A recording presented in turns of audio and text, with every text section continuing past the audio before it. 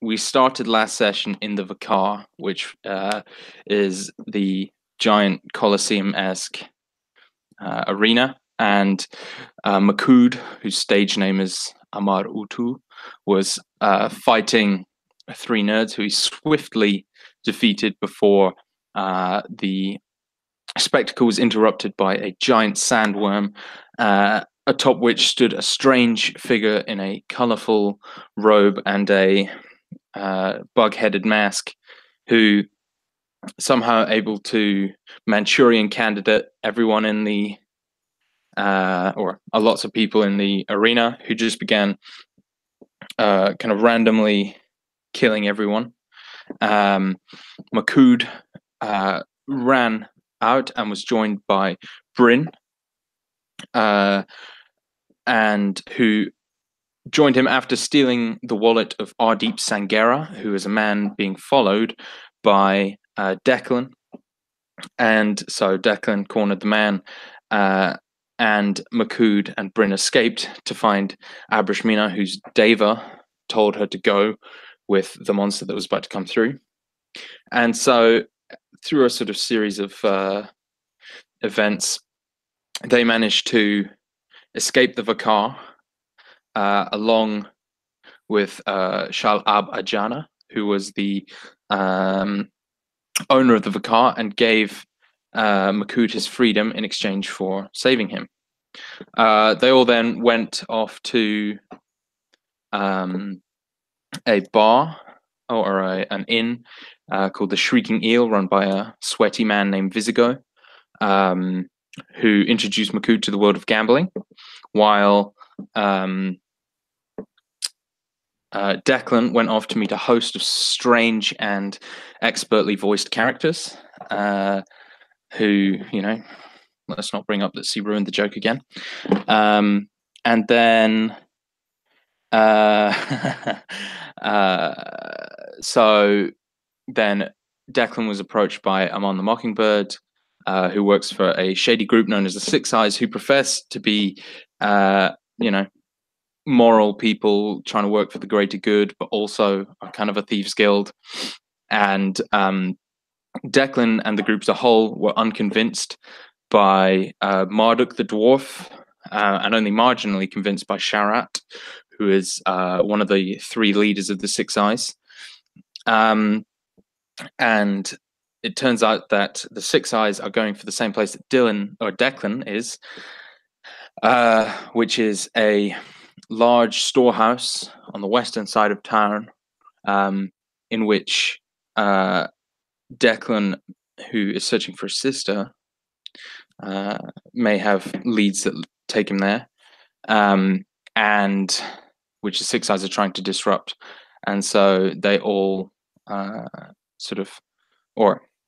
the session ended with them all agreeing that they were going to work together for now to take on the storehouse, though Declan went off to give his share of the pre-job money to what was her name?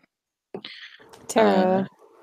Tira, yeah. Yes, Mr. Declan. That one.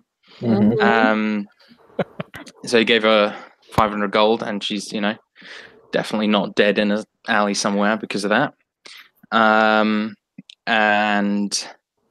the other three decided that they were going to let Sharat take them to what he called the butcher's shop, which is their base of operations. And I think that's a fairly good summary of most of what happened. Mm-hmm. Not ominous at all. A hideout called the Butchers. Yeah, I just realized how shady as fuck that is. Hey, man, it's chill. So we are going to start with the three of you and Sharat. And he leads you through to the northeastern part of town. And the roads kind of become smaller and more like a ratway, and he takes you down various alleyways. He doesn't say much, but if you'd like to say anything while you're traveling, or talk to him or ask him anything, you're very welcome to. Declan will will approach and walk in stride. At the end of last session, Declan didn't go with. Oh, I'm not here. Mina, yeah. So you were like, I'm going to go off and find a new place to live, right? Because Okay. your landlord. I thought we were fast forwarding. I would say that if he wanted to say like, "I'll be right back," we could wait for him, and then we could do walking, talking there. Oh, I see. Yeah, let's keep everybody together. That's fine. I'm not there. Yeah, that's fine. That's fine. So yeah, this is like immediately afterwards. So yeah, if anyone else has anything they'd like to say, you're very welcome to.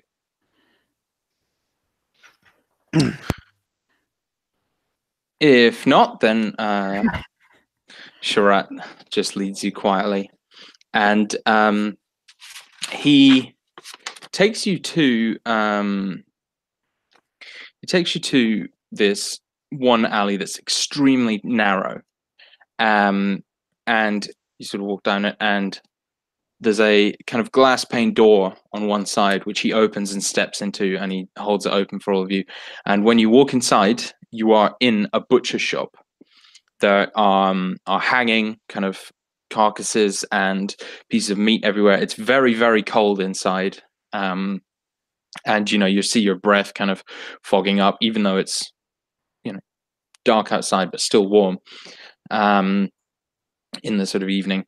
And he heads to the back. Now, there is a man behind the counter at the butcher shop, just a generic sort of Ashari-looking man with some fairly unruly facial hair, who's just currently in the process of making sausages, and he just gives Sharat a nod as Sharat walks past and ignores all of you. And he leads you into a back room, and in that back room, under a crate, is a trap door, which he opens and then steps down into. Would you all follow him? It is big enough for Makud fairly comfortably to walk through. It's a very, very large trap door. Okay then. Makud ducks in and under and heads down. And so it takes you down this kind of fairly tight stairway, and then along a corridor, which you don't think you're under the butcher shop anymore, but who knows.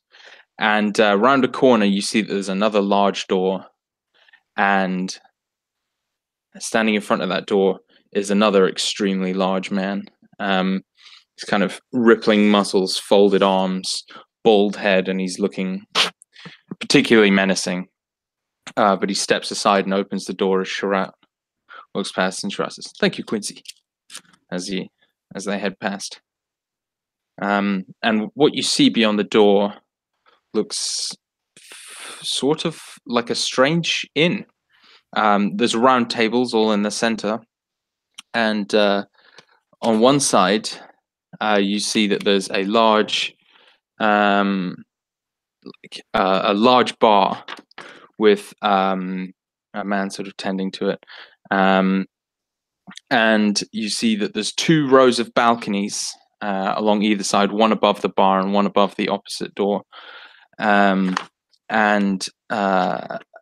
kind of in the around the kind of perimeter of the room are just tons of doors, like 15 to 20 doors, all sort of just sitting closed.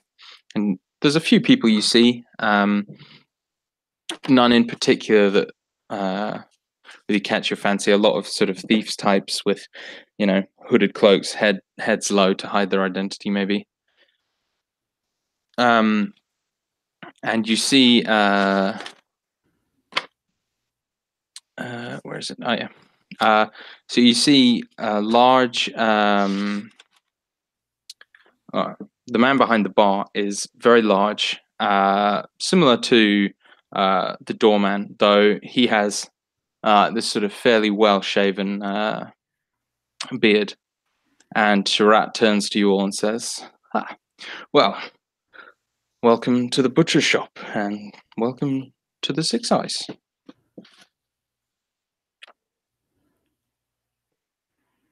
I thank you for your hospitality. You are very, very welcome. and he kind of gives you a big old grin. So, would you like to discuss anything, or would you care for a drink first?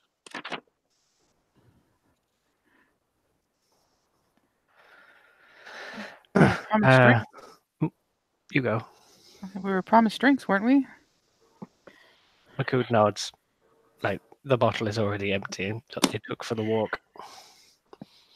And so Sharat gives you this big sort of grin that he seems very happy about something. And he sort of escorts you over to the bar. And he says, This is Uvir, and he is the best barman in the world. And the man called Uvir, who looks lament and possibly northern, for those of you who would know, kind of slightly gingerous hair.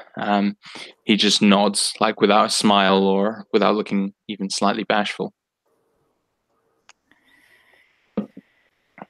Now, what he will do for you is tell him how you're feeling. Tell him your mood, and he'll make you the perfect drink. And Sharat sort of grins and turns to Uvir and gives him a wink.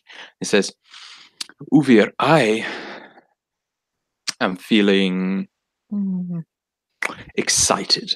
And Uvir just nods and begins mixing a drink. And very quickly, a drink is put in front of Sharat, and it's this bright kind of golden yellow color, and you see that it's kind of fizzing slightly. And Sharat sort of takes a sip of it, and inside, as he's sipping, there's this sort of bright blue swirl that moves up through the drink, as though something was kind of mixed but hidden in the middle of the golden liquid. Sharat kind of smacks his lips. Delicious. Uvir turns to you. Well, I guess I'll go next. I'm feeling a bit like a fish out of water. And that is the first time you see Uvir smile, and Sharat's eyes kind of sparkle at that, if anyone would notice. And Uvir kind of thinks for a moment, maybe 2 seconds, and then turns and begins mixing a drink. And you are handed back a very light-looking drink, sort of a pale, translucent blue color, like almost just very slightly more blue than water. And in the middle is a small fruit that you don't really recognize. And you can see that the drink is fizzing, and the bubbles are sort of causing this kind of small golden berry or orange berry sort of bob along as though it was swimming. And he gives you a big grin. And I'll take a kind of a cautious sip of it. And it is very sort of subtle.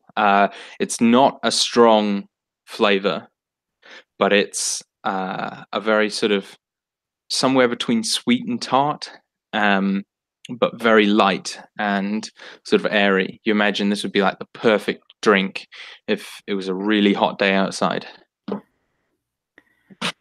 I'm not really sure what I was expecting, but you two should definitely try it.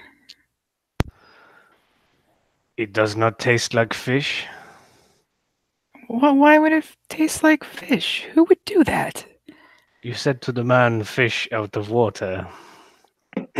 Oh, it's just a saying. It means I'm a little out of my depth here. Which I'm sure that doesn't make much sense either. Yeah, Makoud is like looking around, like we're supposed to not. Are you passing the drink to him? Well, I mean, I think you would probably prefer your own drink. Oh, I thought you said you should try it. I think Well, she you meant should try the whole experience.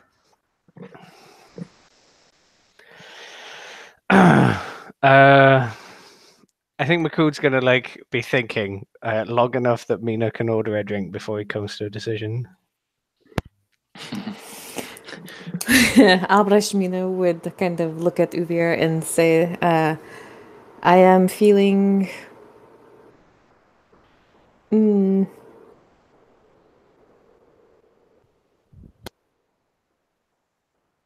I am filled with anticipation. Shrat grins. That's a good one. And Uvir kind of walks a bit further down the bar to where there's sort of lots of other bottles that he hasn't used yet. Mian's pouring, and the drink he comes back with is very dark and looks slightly thicker than normal, but is this sort of and you can tell it's sort of maybe slightly warm. There's a little bit of steam rising off the top, and he slides it across to you, and then places a single like glacé cherry on top. When you take a sip of it, I assume. Yes. You can taste it's sort of minty, but then you get this hint of some sort of other kind of almost medicinal herbs, where it smells like the kind of thing they burn in healers' tents and temples to sort of give like a calm, almost not quite heady, but that sort of slow, smooth, quiet, calm atmosphere. And the kind of drink that you imagine, should you finish it, would very much mellow you out. And Albrashmina will nod, kind of like rolling it around on her tongue and savoring it. It's pretty delicious. Yeah, it sounds like it. Makood is like narrowed eyes, just like watching Mina, like if she enjoys a drink or not. And then he's gonna like turn to Uvir. Makood feels like champion, and he feels free. And Uvir kind of grins and bends to a cupboard and pulls out a giant glass, maybe 2 feet tall, and places it on the desk, empty. And he points, and for the first time he speaks, and he says, "This was the last champion." And that you can see that there's a mark of how empty the glass is. And then he begins filling it with a mixture of Kamfala and ale, before placing 4 shots of Kamfala in front of it. And kind of giving you like a, go on then. So there are 4 shots of Kamfala and ale in front of it, as well as it being So there's 4 shots of Kamfala, and it's full of Kamfala and ale. Right. Okay. So he wants you to drink the 4 shot, then drink the tall drink. Yeah. Well, if you're feeling like a champion, you should win. And if you're feeling free, then fuck it, have some shots. So, do I have to make a con check? Or... Yeah. Sure.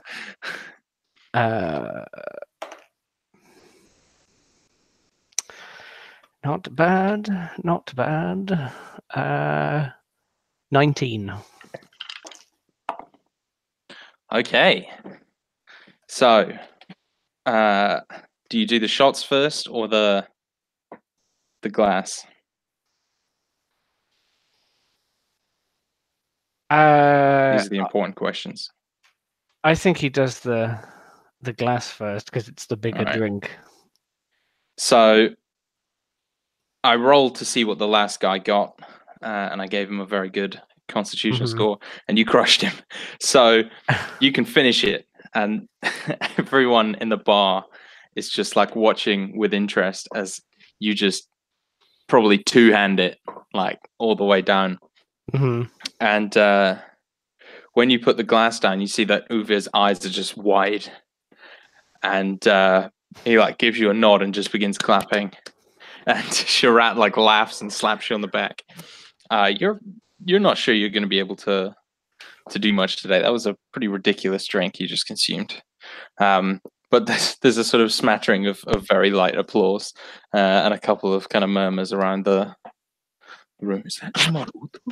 Isn't it really not that Makud cares at all, but is it really late at night? Didn't we get? No, it's like evening. It's like evening. Okay. Is it evening? I thought we like met him in the morning. Lunchtime. Okay, lunchtime. Lunchtime? Definitely Day drinking. breakfast time. Yeah. Hey We man, met- The me and Dan warehouse are raid British. wasn't Day tonight, drinking's was fine. it?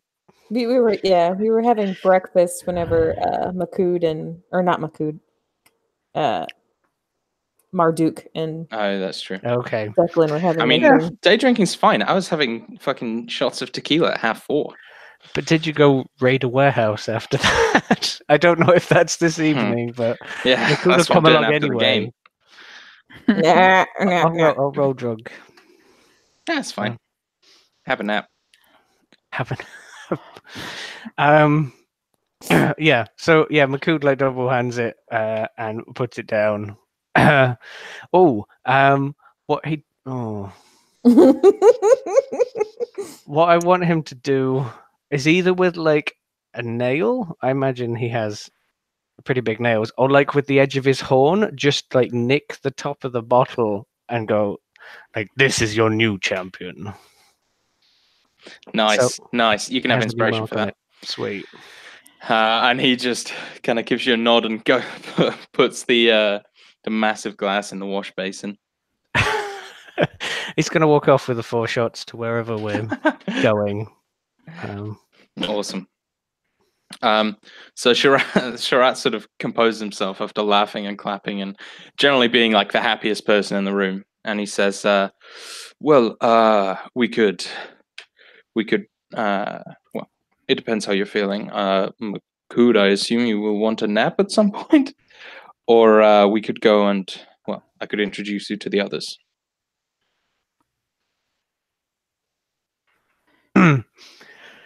Makud's looking, cozy, comfortable. He's not out yet, I would imagine, but he will be out maybe sometime. Others?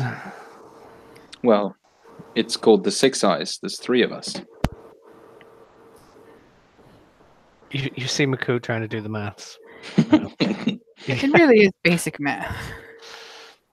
He really is not very good at math, and or has not been ever taught math in his entire existence. But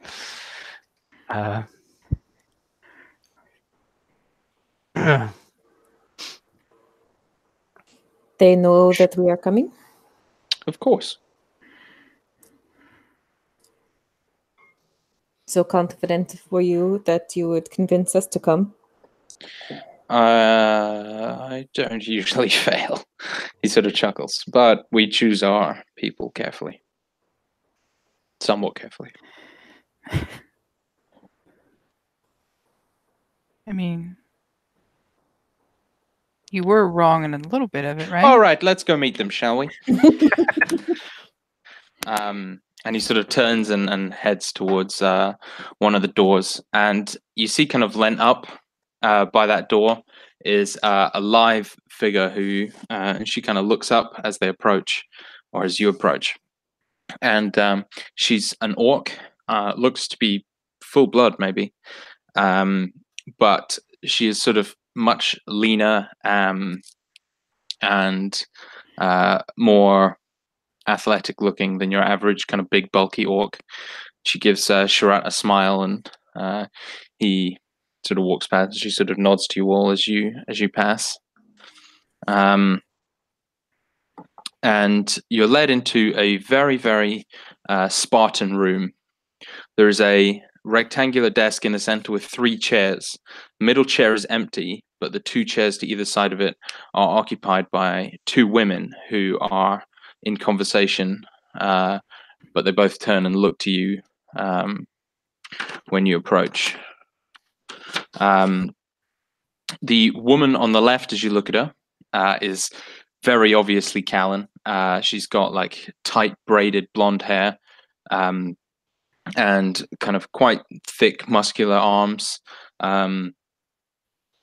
You see an axe leaning against the table, and two Rottweilers curled up, snoring at her feet.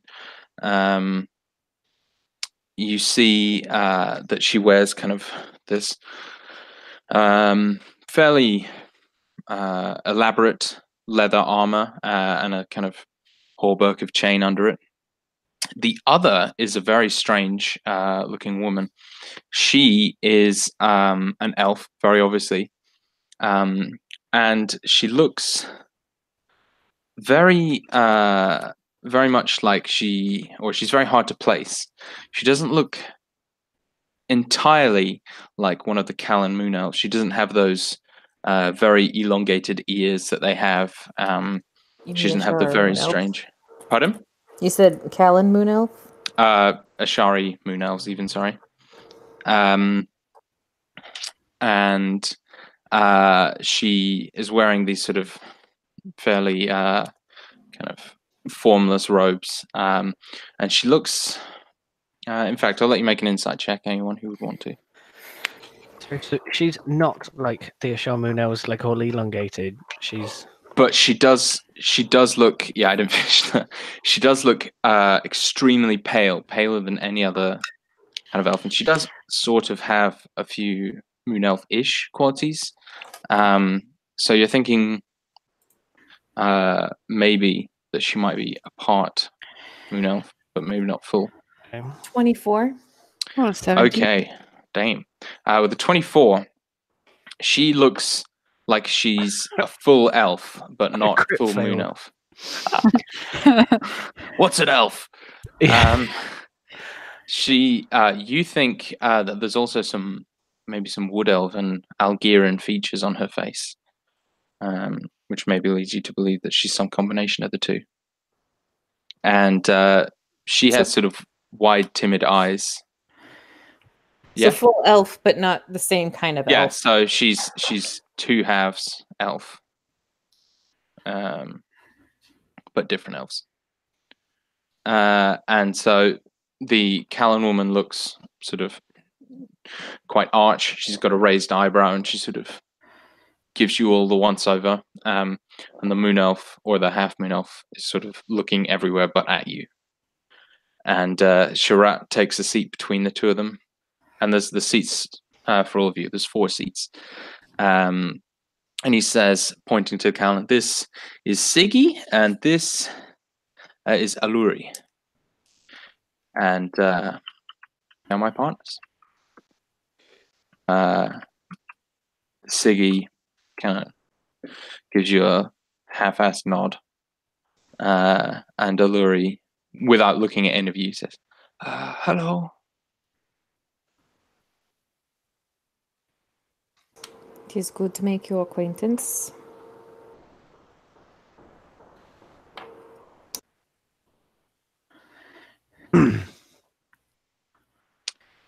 Right. Well, Makud leans forward and like puts his like 4 drinks down on the table. You want drink? Aluri shakes her head, but Siggy nods. Yeah. And she reaches over for one of the shots. Makoto, like, chin the edge of the shot with his own shot and hammer it back. Yeah, she does the same. And she drinks it like water. So, Sharat says, we should probably finalize a few details of the deal. I'm not really sure what your colleague Declan's plan is, but I'm sure we'll find out soon enough. So, we have 2 people, our people, who've been watching the entrance to the waterways near the storehouse. They've reported back that there's been a lot of movement lately, and, well, we think we know the best time to strike.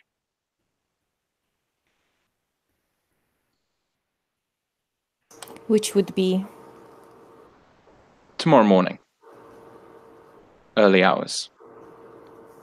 That is when, the deal is supposed to take place, the auction. And as far as we know, that is when whoever's running that place is going to be there. So, what exactly is our objective here? Well, I can't speak for your friend, but our objective is to destroy that entire place, free the slaves, and, take anything that isn't nailed down. excuse me if I am speaking out of turn, but if you're why would we be going right before the auction when security would be highest? Oh, because if we go at any other time, then it's just a storehouse. We want to get as many people as possible, because unless you cut off the head of the snake, you don't really do much. And what kind of numbers are we expecting to find? Well, from what we've seen, whoever's running this place has maybe 15, 20 people on his payroll. And how many slaves are we expecting? Roughly the same.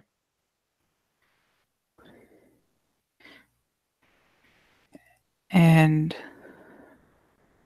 what will happen to the slaves? You have means to transport them out?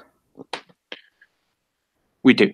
There's a cart that will park nearby. They'll be ushered onto it. They'll be taken to a safe location where they will be informed of their freedom and given new identities, and we'll help them get to wherever they want to go. Do you have any? I check that. Yes, you may. 15. 15. No, 13. 13. A 13. He's genuine. And what are we expecting for the slaves? Women, children, men? Roughly half and half women and men. The men will be sold predominantly as workers and comfort slaves, the women almost exclusively as comfort slaves. Do you know where they came from? All of them are from Lament. That is the purpose of this auction. And how long after they arrive from Lament does it take usually to find them for sale at an auction? From what we've been able to gather, they're sold fairly quickly, but not before the slavers have a chance to break them in a little, to try and make them more subservient.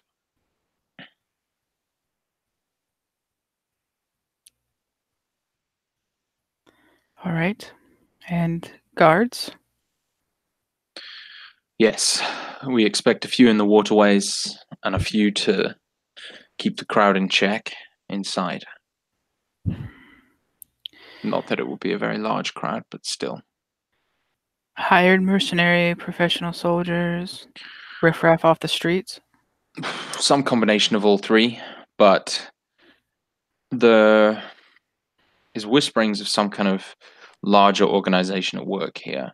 I think, well, to be frank, I think it's an operation not unlike ours, but with different motives and means.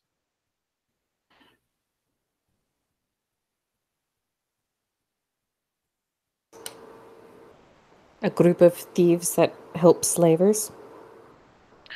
A group of thieves that are slavers, I think, is probably more apt, but we'll see, I suppose. We'd like some information. That's another reason why this is happening tonight. So then are we trying to take someone alive to get that information, or are we expecting to find... Or at least keep them alive long enough to get that information.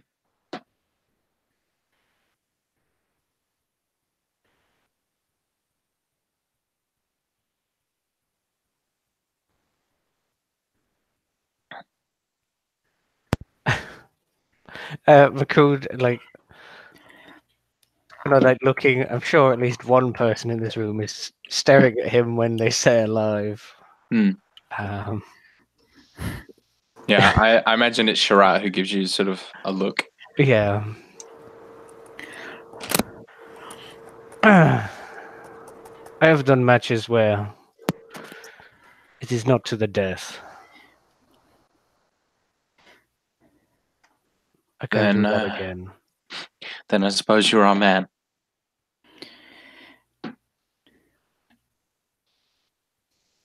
Do you have someone identified that you think you can get this information from?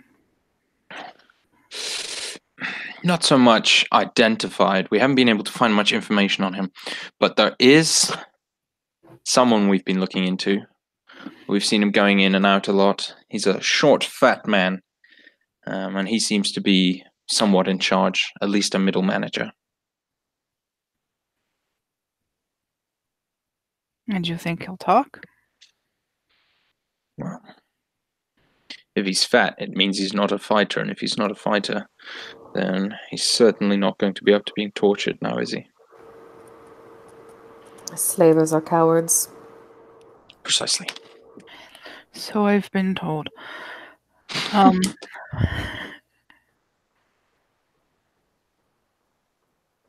And exactly how will we be getting in? Sneaking in? I think so. Obviously, it is somewhat up to you. I'd like to send in my two operatives as well, unless you're going to have a problem with that. But No. I think the best approach would be this, and far be it from me to tell you how to do your job, but there are a lot of them. So going in quietly would probably be the best approach. Then once you're in, well, you can have a little fun. And he looks back at Makud.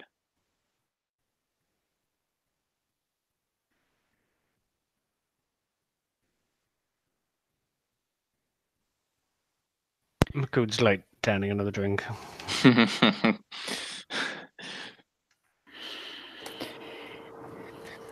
Did we discuss sewer tunnels before? Yes, Yeah. the waterways. His people were supposed to lead us through them, I believe. Mm-hmm. Our people have left.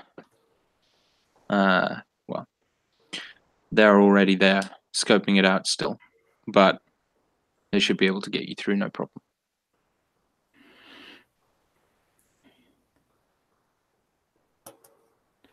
They are expecting us?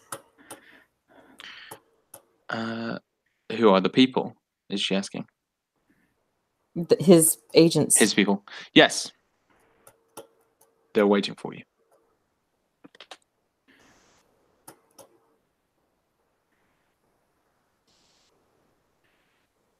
Mina just kind of nods.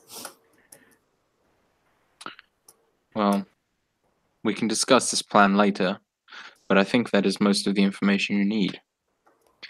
Now, I suppose feel free to imbibe any libations from our barkeep. The rooms are all upstairs, and you may help yourself to them. You'll find them all freshly laundered and cleaned. Is there anything else I can do for you?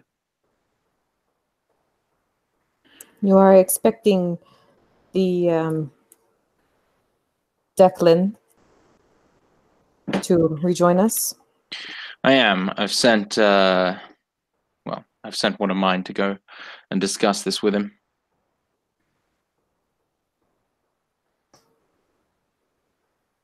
Mina will kind of nod again. Then perhaps there is no point in discussing this any further because we'll just have to have this conversation again when he rejoins us. I suppose so. Kind of gives you a toothy grin and nods. And the door opens behind you, and the orc woman steps in.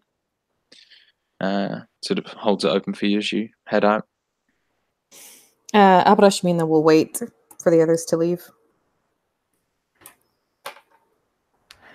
Makud takes his last 2 drinks and he gives one of them to the orc on the door. And she says, cheers, hon. And throws it back. I'm at you.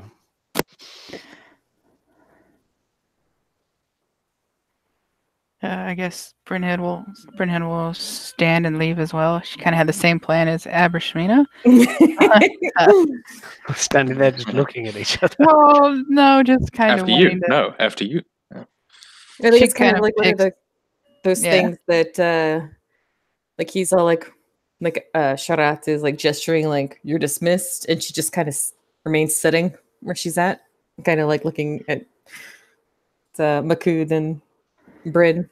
Like, I'm not going anywhere. Yeah. Another time then, perhaps.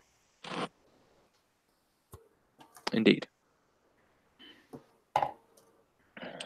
And I think with that, we'll over to Declan. So what would you be doing at around lunchtime this day? Sure. So right after leaving the first meetup, he's going to go and find Tira and give her, give her the cash and say, like, find a place to hide this. And also to check in and see how far his move is coming along. Like, Yeah. basically, he's going to give her this money and say, okay, this is hush money for you and your friends. Spread it out. And then to see if he's been able to find a new apartment yet. Yeah. So Tira would kind of be at wherever you normally meet her, and she would say, "Yes, Mr. Declan, we have found a place." That's wonderful, dear. If you could show me. And she kind of just scampers off, leading you in completely the opposite direction to where your previous accommodation was. And the place she leads you to is further east. And she kind of goes up a flight of stairs, outside a building, kind of onto a roof, and then back down another flight of stairs onto a sort of balcony doorway. So it's inaccessible from the side it's on, or from the street it's on. She sort of knocks on the door, and it opens, and you see a ratty-looking man with sort of like patchy facial hair on a stoop, and he looks up at you with kind of cataracty eyes, and he says, "Yeah." My friend Tira here tells me that you have an apartment for rent. Mm-hmm. I'd like to see it. My name is Declan, and I'll be in town for the foreseeable future conducting business here, and I need a place that will accommodate a significant number of... And he just cuts you off with like a weird grunt and sort of pulls you inside. Right, thank you. And it's a empty, fairly filthy apartment, which is only 2 rooms, and one of them's a sort of bedroom looking place, though it doesn't have a bed in it. And the other one has a single stool in the center, and is larger, just square room. Very nondescript. There's only one window and the door, and it looks fairly perfect for your needs. Away from prying eyes, hard to see into, hard to get to. Yes, quite. Well, so there's the only entrance from the balcony. How did you get here? Same way. All right. And where can I find you? Do you live below this unit? He shakes his head. I'll find you. I'll just come up the stairs when I need paying. Do you actually own this building? Yes. I'm going to insight check him. Yeah, okay. It's 20. 32. Yeah, you think he owns it. How he got it, that's probably more questionable, but So this is something, obviously a sketchy dude, but probably you think it's more likely he won it in some sort of, back alley gambling match, and it's, maybe on the lease is not his name, but for all intents and purposes, he owns it. Well, I can tell that you're a prudent and thrifty man, and I can promise you that as long as my privacy remains undisturbed, and you tell no one of my presence here, I can promise you steady and ample payment. I would be. What is the charge for the room? Well, he pretends to count on his fingers. 5 golds a month. I think that's quite fair. I'll give you plus service charge. Fair enough.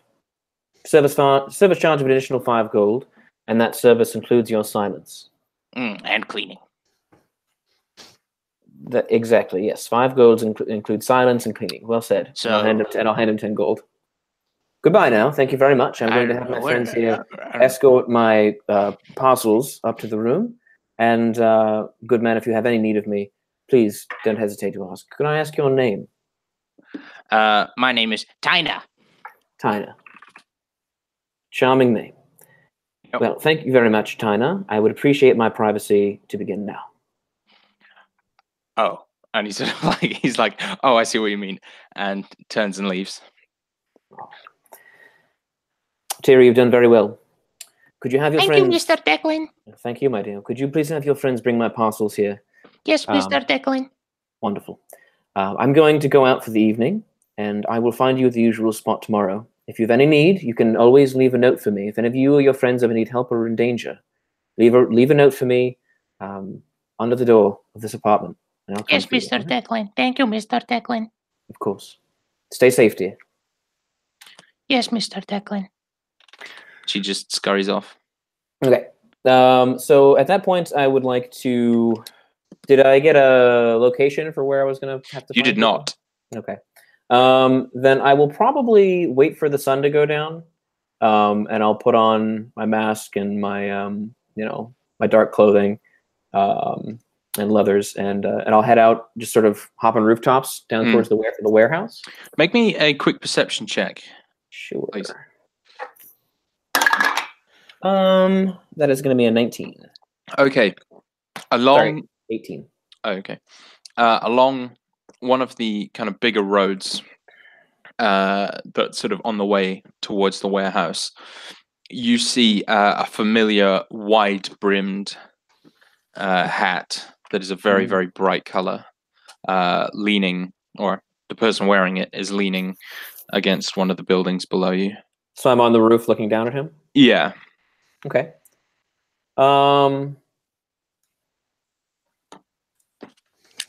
He's in an alleyway out of sight? Yeah, he's like on the corner of an alley. All right. So he's actually on like one of the main streets, but he's not. He's like next to an alley. All right. Sort of thing. I'm going to reach into my bag and pull out a ball bearing and just aim it right over his head and drop it. So it like lands on his head, is that? Yeah, to get his attention. Yeah. And so it's heavy, it's probably gonna hurt a little bit, but yeah. So it bounces on his head and he doesn't immediately react. But he sort of takes off his hat, dusts it off, I'll kind of puts it back on. Once he takes the hat off, I'll whistle. Yeah. And you can see his like ears prick and he knows you're there, but he doesn't look up. Yeah. And instead just turns and slips into the alley. Okay. If there's a way to scale down into the alley, that's what I'll do. There is if you're Declan. Ha ha! It so happens. It just so happens there's a Declan ladder here. I like to think that as he does acrobatics and parkour, he goes, "Ha ha! Yes! Whoa! Patty, Evil doers beware." Someone doing all of this stealthy work, but yes. I imagine he sort of moves like one of the frogs in Flushed Away for Dan and no one else. Yeah, you know. I always forget that only British people have seen that film. So watch it, by the way. It's pretty funny. And so, yeah, you get down and you see Am I the Mockingbird? Am I the Mockingbird? I'm on the Mockingbird. Like leaning against the alley, smiling at you. Always Well, in a hello. chipper mood, aren't we? Always in a chipper mood, aren't we, Amon? Always. Well, I suppose you've come to discuss business. I have, unfortunately. Well, let's cut to it then. So, I understand you're not terribly excited about joining our organization. That's fine.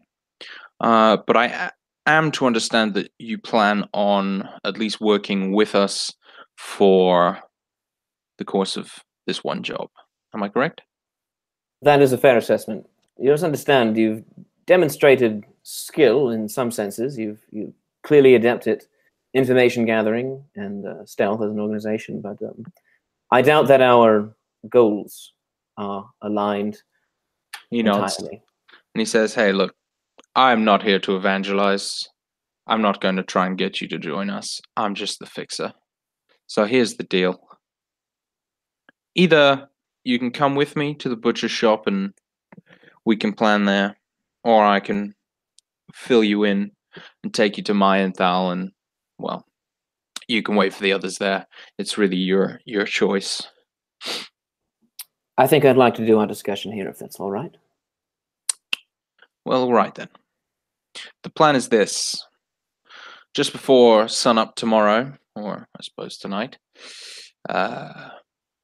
you, Maya, Thal, and the others are going to head into the waterways.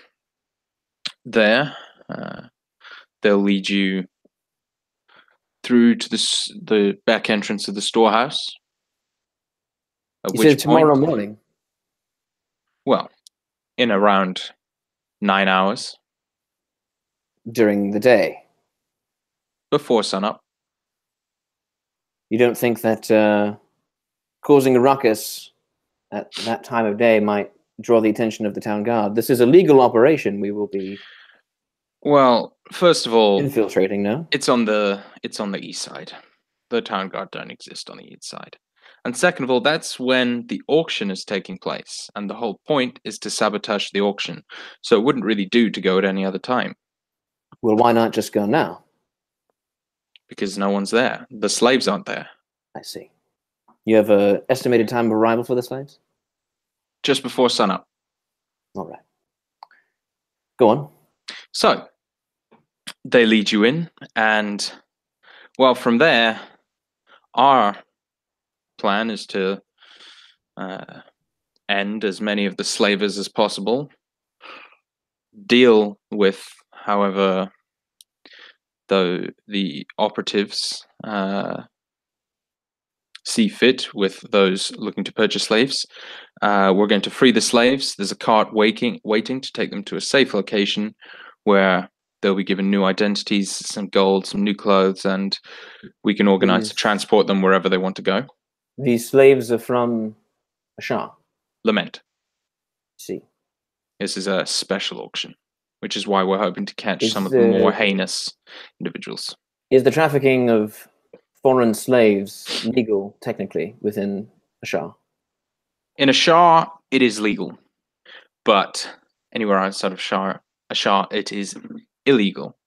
So to bring them over the water to Ashar is illegal, sorry. But once they are when here, they're in Ashar, it's legal. Exactly. I see. Interesting. Well, I think you know my personal stance on mortal violence. It's not something I personally believe necessary, even in a situation like this. You aim to kill all the slaves you find and all the buyers. Well, not necessarily. But however the job goes down is, well, that's down to the people doing the job, and you're one of those people. But I will say this, we do aim to interrogate the ringleader of the whole operation, and when we do that, it will not be pretty. Well, I understand the need for certain measures when information gathering is acquired, but I hope you'll allow me to take my martyrdom first. I think I have more effective methods of persuasion at my disposal. That is for you to discuss with my Enthal. I shall. Mon, I must ask you, do you believe that your actions in the city will result in permanent change in Ashar? From what I understand, your organization has made itself quite notorious, both to those who believe in your cause and to those who find you to be terrorists. He kind of folds his arms and considers you for a moment, and he says, I could just give you the stock answer, but personally, Sharat and the others, they saved me from a very dark fate. They protected me, they've looked after me, and I've been there, well, I think I was the second or third person they ever recruited. And since the start, they have never done anything that I would consider unsavory. And yes, okay, I'm a criminal, and they, my definition of unsavory may be different to yours, but they are good people. And Sharat was able to get on the council. And from there, he can start to instigate real change, and I believe that he will. With the Council of the Six Eyes? No, the Council of the City. So one of your members is in the body politic? He is now, as of a few months ago. And he's willing to risk that position of power and the chance to instigate change by being involved in criminal activity? The criminal activity is what got him into power. But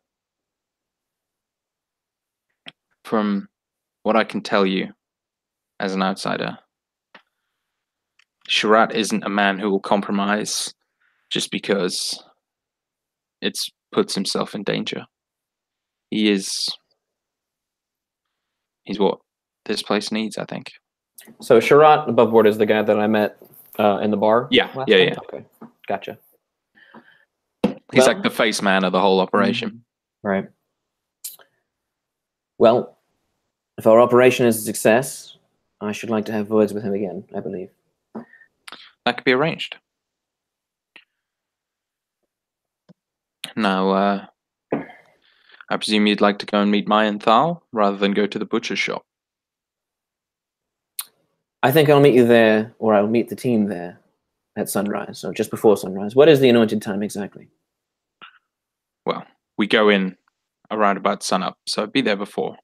Just look for the building. It's got a red circle on its roof. That's all you really need to know. That's when Maya and Thal are inside that building. I promise you I will. Good. And Declan, for what it's worth, you might think that your moral or your aims are misaligned with our own, but I think they're closer than you maybe think. This may be true. I believe that your organization requires a rigorous ethical study, however. He inclines his head. Well, I did promise I wouldn't evangelize, but there I go, I suppose. And he gives you a nod and kind of sweeps away. Yeah. Unless you have anything else. Declan's going to actually find Tira again. Okay. If he can find her, he's going to see if he can get her and ask her if she has any friends. Tira, do you know of any children or people, good friends of yours, people you trust on the east side of town? Yes, Mr. Declan. I live in the east side of town. Do you? Do you know a warehouse on the water with a red roof? Just to be clear, the warehouse doesn't have the red roof. The warehouse is a big old warehouse. The kind of hideout that Maya and Thal are in watching the warehouse, it has the red roof. Got it. Okay. Do you know the warehouse by the water? Yes, Mr. Declan. I'm not allowed to play there. And why not? I don't know. Who told you you're not allowed? My brother. Your brother. Did he tell you why? No. Well, when you go over there, what do you see? Why, I don't go over there. I'm not allowed to play. You don't walk by? You don't give it a casual glance? She shakes her head like really seriously. All right. Well, then I'll ask no more of you then. Thank you very much, Tira. Yes, Mr. Declan. All right. And Declan's going to, in that case, just head over to the warehouse itself. And he's not going to approach... Well, I guess, yeah, he'll kind of scout out the area and look for the house with the red roof. Yeah, see, you find it pretty easy. It's just like a very small, kind of shitty-looking apartment, and you see like all the windows are boarded up. Mm-hmm. It looks abandoned. Can I kind of see if I can get close quietly and see if there's anyone inside? You can. I do that. Okay. Do you want to make a stealth check then? I do. Oh, so badly. It's pretty okay. It's an 18. Okay. So you kind of get a bit closer, and you can sort of peer in the boarded windows, and it's really, really dark inside. Just be listening for breathing or talking. Yeah. Or whatever. And inside it looks completely empty. There's absolutely nothing inside. Mm. No sounds, no smells. No, nothing.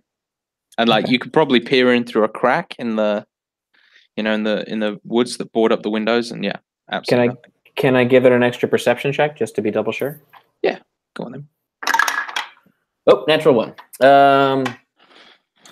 Okay. I will try to enter the house.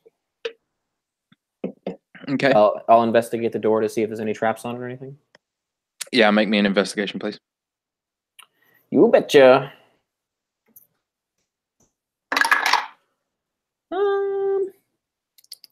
15.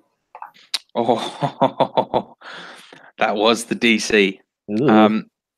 So you see along the bottom of the door is a very, very thin tripwire. Mm. And you see it kind of attaches to a mechanism at the side of the door. Yeah. And you reckon there's probably something very unpleasant on the end of whatever that mechanism does. Can I find a way to leave the trap in place but get through the door, or do I have to cut the wire? Yeah. So I will say with your investigation, like you can sort of see that on the roof, because most kind of buildings in a Shah are these kind of blocky houses, but they got stairs going up, so you can kind of go on the roof, to cook food or dry clothes or whatever it might be. Mm-hmm. And there's usually a door up there as well.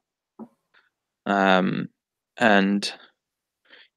I'll say with your investigation that you find that door to be not trapped. Okay. In which case I will go in through that door. Yeah. So you kind of lower yourself, or you kind of go down the inside steps, and you immediately see that there's like a kind of drop down section, not exactly a trapdoor, but like a lowered section with a sort of additional room beneath the main room. So it would look as though it was empty to anyone who's in there, but you can sort of get below into a basement. Okay. Once I get close to that, once I see that, obviously I'll try to slow down and listen again, see if there's anyone down there. Yeah. That's not very good. That's a 9, but I'll still be operating under the assumption that someone very quiet is down there, so I'll just kind of stealth down and...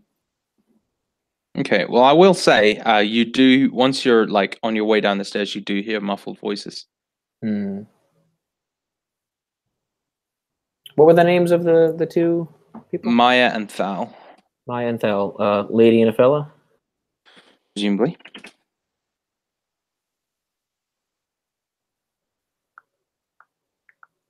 Maya, Thal. Is that Maya and Thal below? The voices stop, and you hear like a sort of slightly whispered conversation, and then the creaking of footsteps, and the door kind of opens an I'll inch. have my short sword out. Can they see you, or are you sort of like? I'm trying to be in a above? shadow. Like Okay, basically, so what I'm trying to I do can- is be in a position where I'm in the shadow, and they're going to step out to look for me. And then if it's not who I think they should be, I'll make a move or something. Yeah. So what I would say is like, you could be like above the door. Mm. The stairs got to sort of go round, so you could like be to where they just physically couldn't see you unless they came out onto the stairs. Gotcha. But you can still see them and hear them. And so the door opens, and you don't see any head peek out, but you just hear a voice. Who's that? This is one of your promised associates. What's your name? My name is Declan. The door closed for a second. You hear like whispered voices, and the door opens. Well, Declan, come in.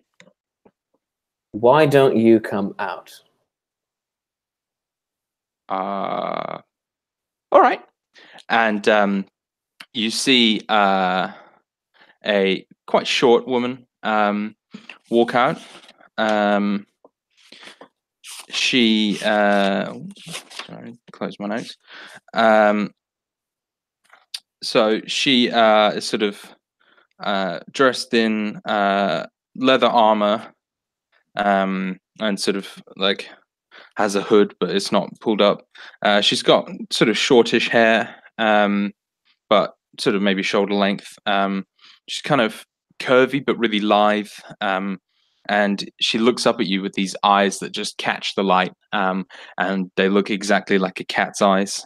And she has this massive smile on her face, and you can see these kind of two sort of sharp, spiky teeth. And as the door opens, you kind of get this waft of cloves.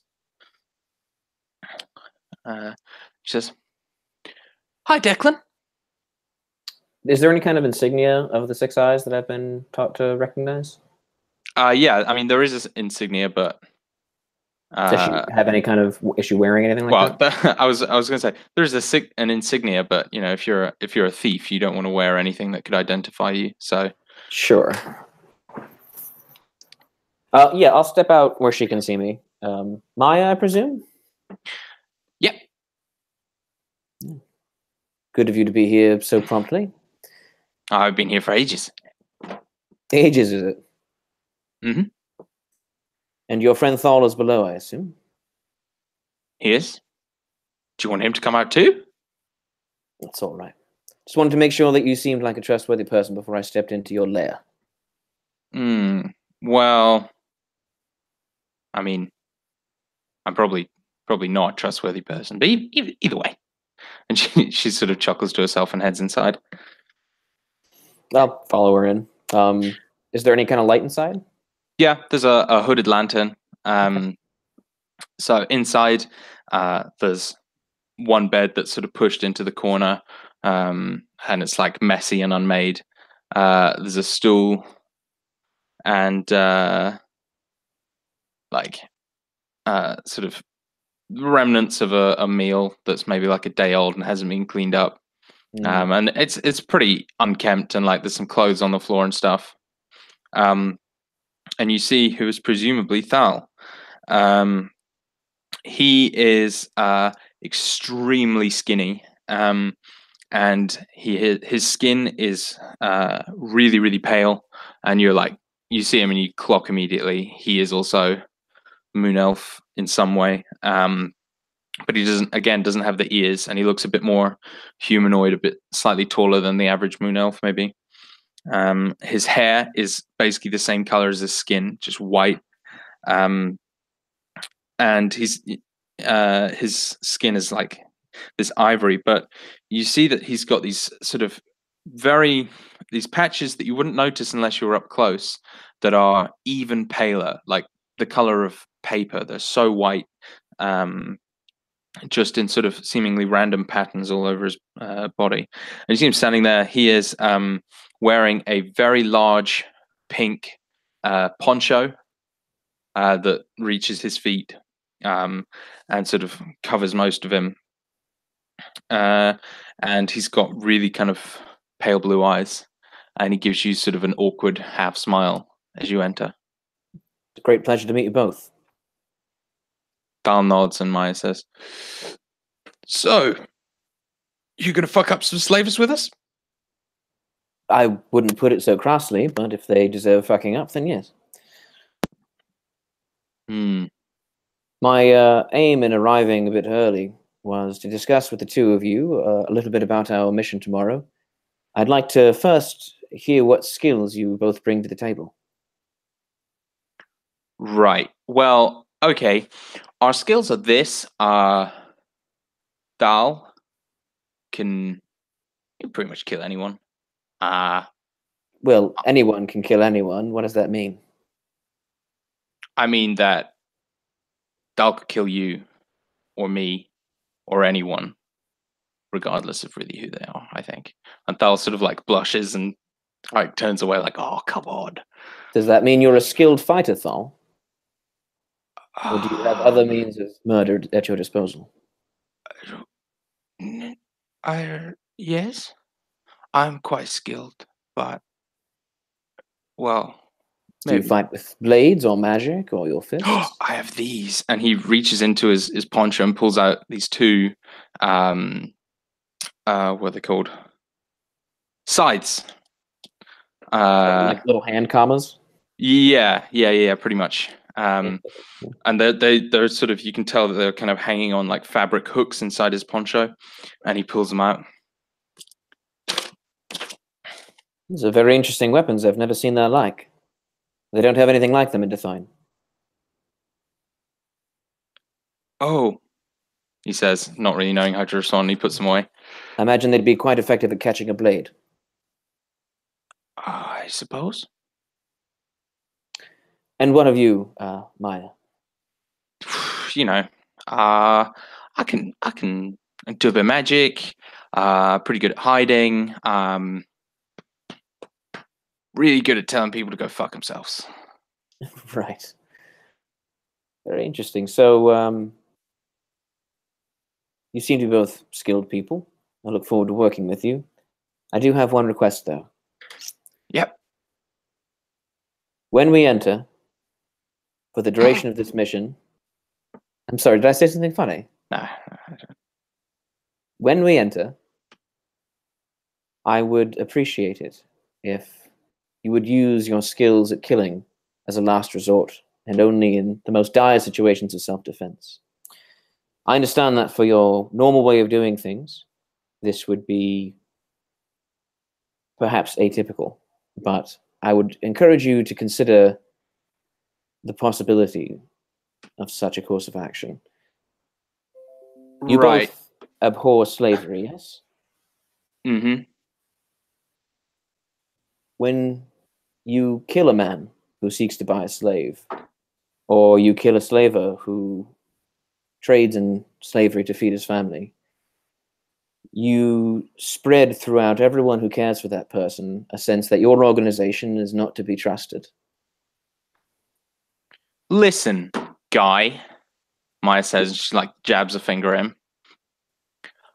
We know exactly what our organization does, and we do that thing too. We're really fucking good at it, okay? So we're gonna do what we've been told to do. You do what you do, whatever you want to do, and you know, I don't mean to be rude. And Dal's like shifting on his feet, like, oh, she's being really rude, but I don't answer to you. Your organization has requested my assistance. Yeah, but our organization requests like everyone's assistance. So whatever. Obviously, I can't control your actions, but I would hope you would consider the ramifications of wanton violence. Do you commit violence because you seek to avenge, because you seek to do justice, or simply because you enjoy murder? If you do, you are no better than those you seek to punish. I never said I was better than any of them, but I am. Here's what I'll tell you. Me and Thal, we do what the Six Eyes want, because the Six Eyes helped us in ways that no one ever fucking has, okay? And those are the people who are gonna fucking save this whole fucking city. All right? So I don't give a fuck what you think of our organization, because we know what we think of it, and we know what we're told to do, and that's what we do. Capiche? I'm not sure I understand what that word means, but I think I understand. Right. But because you're here, we'll say this. We have been told to maybe let you guys handle some of this fucking business. So From what we'll I let you go in understood, first. my compatriots and I were to be in command of the mission. Yes? Right. And you are here to provide backup? That was your command? We are. All So right. Then, if you abide by the words of the 6 eyes, you will do as I ask, and only murder or only kill in self-defense. hey, you were half right. We are here to provide backup. So if that backup means us getting involved, slaves are going to die. But if that backup means we're not needed, then maybe they don't. Well, then I think I understand our terms quite clearly. And your situation. And that of your organization. If you don't mind, I'm going to read. Mm-hmm. Dagon will sit by the hooded lantern and pull out a manual on anatomy and just sit there and flip through it. Make Cool. little notes and stuff like that. Yeah, cool. And Maya and Thal sort of like go and sit on a chair, kind of either side of a table, just sort of sitting like Maya has his head on her, or Thal has his head on her shoulder, and they just wait. So back to the other guys then. Actually, sorry, real quick. While Okay. after a little bit, I will strike up a we don't have to role play it, but Yeah. I'll strike up a conversation with Thal, like just talk to him about his like scythes and like talk about like fighting and like just try to get him involved in like a friendly way. Yeah. So we can role play any specific questions you have for him. No, but it's not okay, specific okay, questions. cool. So you're just trying to build a rapport then. Exactly. So he's pretty standoffish. Not in a rude way, but in more like a nervous way. He's an awkward fellow. Yeah. Yeah, and he's sort of he glances at Maya every time he's going to say something, as though he wants to defer to her. Well, I'm not putting any pressure on him. No, like, definitely. And yeah. he kind of understands that, and like slowly as he gets to know you, he is more forthcoming. Like not talking about anything serious. I just want to like let him know that I think his knives are cool. Yeah. Like so that kind of thing. Because of that, just quickly, if you can make me a quick insight check. Sure. So that's going to be a 22. Okay. So you kind of opposite to Maya's liberal use of fuck. Thal never swears once, and you sort of pick up on that. He also never uses contractions. He never says there or it's. He always says it is or they are, you know. And he speaks very politely and very softly, and pretty much only ever answers your questions, would never respond with a question. Yeah, he never takes the initiative in the conversation. Okay. And that's just stuff you pick up on. Okay, cool. So, the other guys.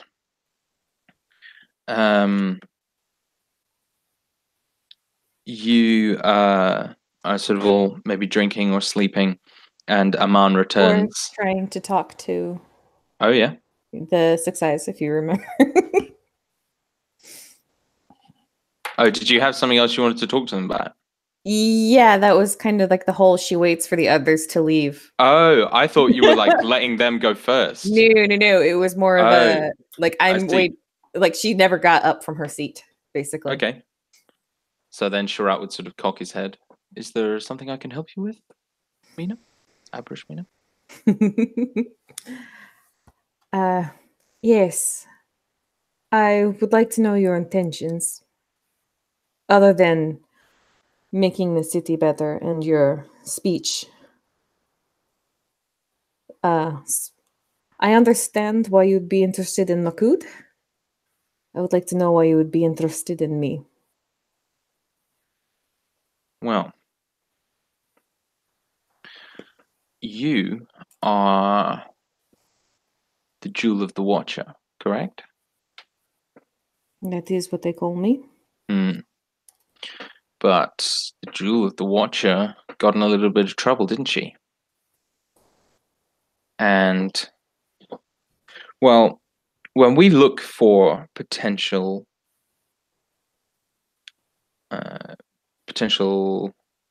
people to work with us, we tend to favor those who are unhappy with their current predicament and who have had their freedom robbed from them, because those are the people who will understand where we're coming from and have the same motives as us.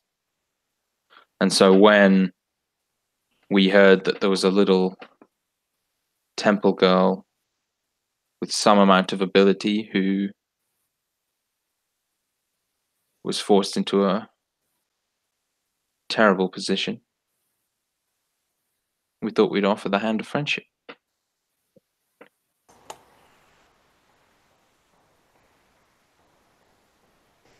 And I suppose the Jewel's reputation of being one who has the ear of many in the city is in no way shaping your opinions of this.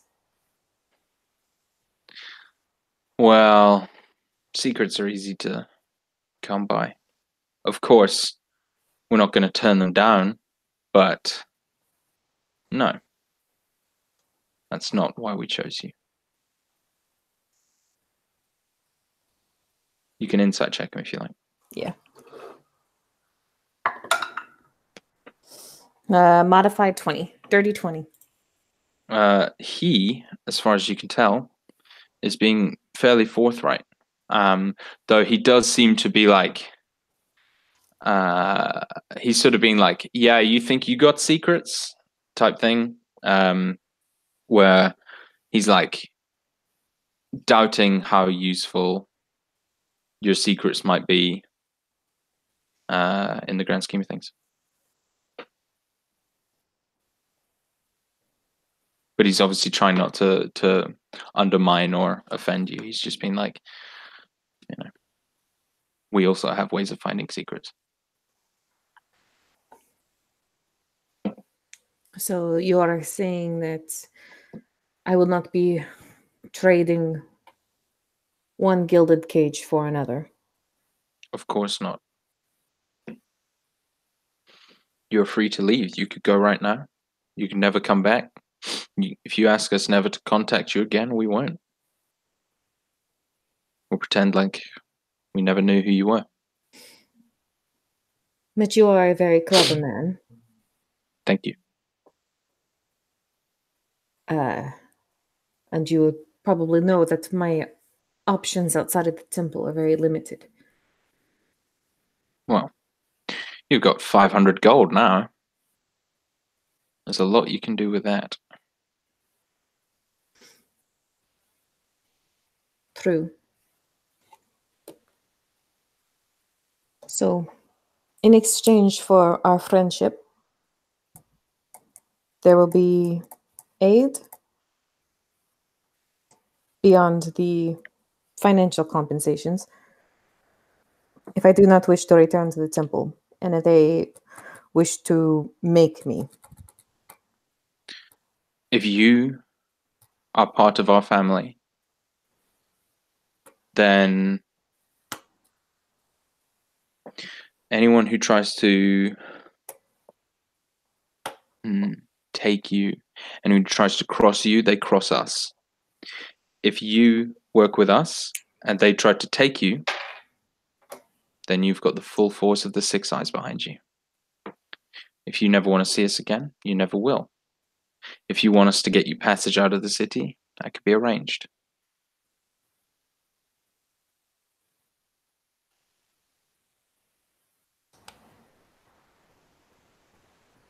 That is good to know. I just do not wish to be someone's tool anymore. I can understand that. I mean, I was a comfort slave for a very long time. And when I finally escaped, the first thing I did was join a thieves guild, and they did not let me go easy. And he gives you a sort of a slightly more raw look, like maybe you're getting past the charming, happy veneer that he usually keeps up.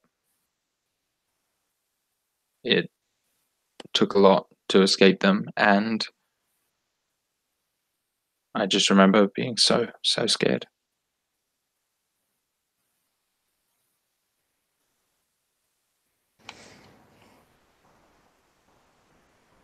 But now you are a powerful man. Seat on the council and the ear of many. Not. These are things that do not go unnoticed. And she kind of like hand brushes across like the holy symbol around her neck.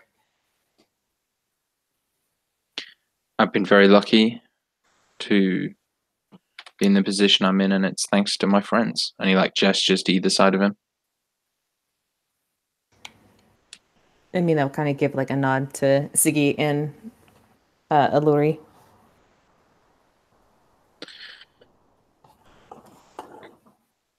I know that these sorts of things can often seem scary, difficult, and just like you're trading one life of entrapment for another, but we're trying to be different.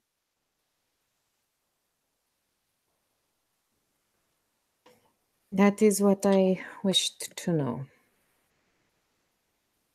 And she'll kind of stand and give the three of them a bow and then walk out of the room.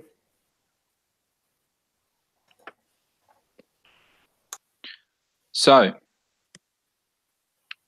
if you like, then we can fast forward.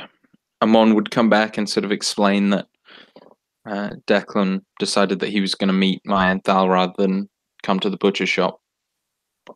And so we can just skip that unless anyone has anything specific they'd like to do. Nope. Okay.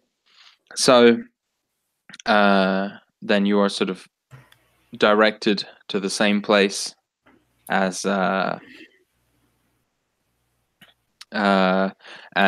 Declan found, and Aman sort of goes up the top, leads you guys down into the room, knocks on the door, and Maya opens it, and again you see the sort of short Maya, short Thal, and Declan sitting reading on the bed. And sort of Aman introduces you, and Maya's sort of smiling and kind of greeting you all, and Thal's just sort of standing in the corner nodding to each one of you. So when Abrashmina sees Maya, her like eyes will go wide and she'll go, Shaleta. Oh boy. Yep, that's me. You don't have to call me that. Was that a word in Ashari that I would recognize? Why don't you make an intelligence check? Okay. Because I do speak Ashari, you know. Oh, you do? Oh, then you would. I was mixing you and Bryn up there.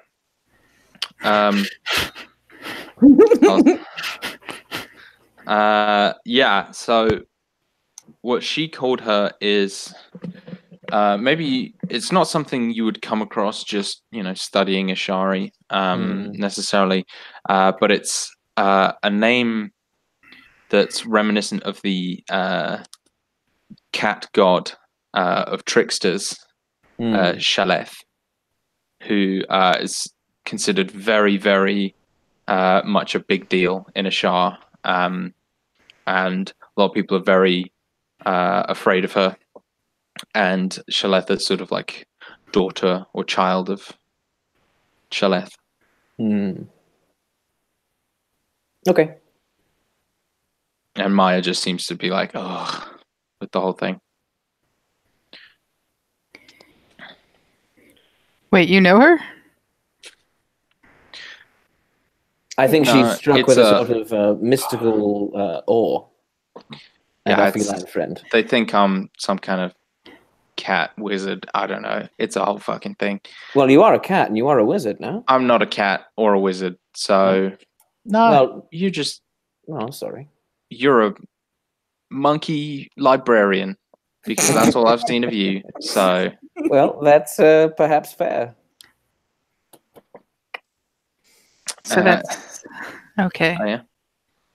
Sorry, I'm just trying to get a handle on things that are happening here. It's my advice, Maya says, fucking don't. It's a weird place.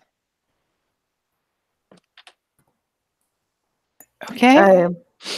Apologies, it is not often that you meet one of the god touched. I'm not really. Yeah. Nice to meet you too. Don't try to free people from their superstitions, Maya. It's an uphill battle. Yeah, you're fucking telling me. And so they sort of lead you in, and the door closes, and Amon kind of Aman bids us goodbye. And so Maya like kind of stands before everyone. Dal sort of stands off to one side. She says, right, so here's our side of the plan, and you guys can really do whatever you want. We have been scouting out the waterways, and we've got pretty far, but that place is a maze. And so, you know, hopefully we don't find any shady weirdos down there, because it's full of shady weirdos. But whatever happens, happens. We're going in as backup. You guys are going to do all the heavy lifting. If we're needed, we'll fight. She sort of flicks her eyes at Declan. But hopefully we won't be. That sound good to everyone? It sounds fine. I think I would like very much if you could perhaps draw us a map. Well, I could assist you, of course. Listen, it's a maze, and I could draw you a map probably, but I've explored maybe 1% of the entire thing. Do you know the path that we need to take? Yeah, pretty much. Could you draw that path? Sure. Shaq grabs a piece of charcoal, just like on the wall. No, I'll provide her with paper. All right, on the piece of paper you provide her. She basically draws like a fairly angular square pattern with about 15 or 16 corners and like junctions in it that she sort of draws out towards the chapel. She says, that looks about right, I think. It's easy. It's much easier to go when you see it. Of course. Does it look like she has a good sense for map making, for directions, for marking traps, things like that?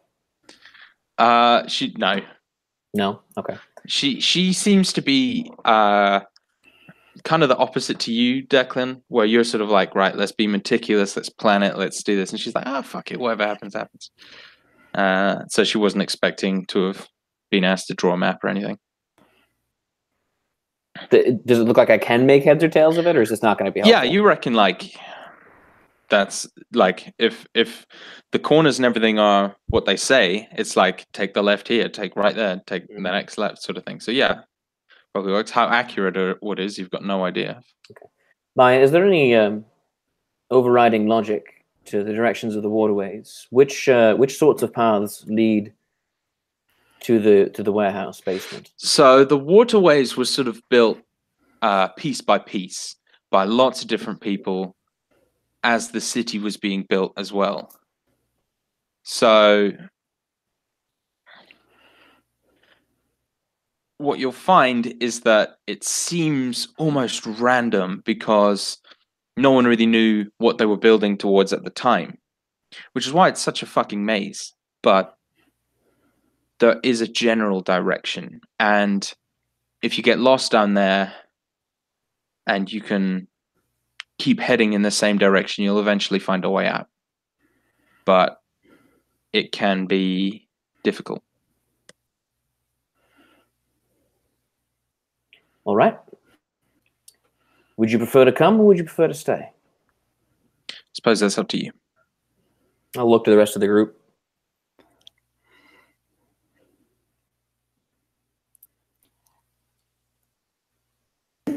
Let me get They this are straight. guides, no? I Yeah, think- we're gonna need the guides. Fair enough. At least as far to the entrance. So be it then. My only concern is that our friend Maya here seems the impulsive type. No offense, Maya. Hey, look, I have done far more shady missions than you have, so let's cool it. Of that, there's no doubt, I'm sure. That is a bunch of lines on a piece of paper that she thinks she got. Okay, Correct. listen. You guys can doubt us however much you want, but I just No. want to tell you this. We have broken into the palace 2 times and haven't been caught. We're Yeah, the inside ones check who that got the shit. yeah. We're the ones who got the material to blackmail Sharat's way into the council. So 16. 27. No, sorry, 23. she is pissed and telling the truth. Okay. And you're sort of seeing she's becoming a little bit more serious now Mhm. that the mission's getting close and her abilities are being called into question. It's not your skills that I'm calling into question.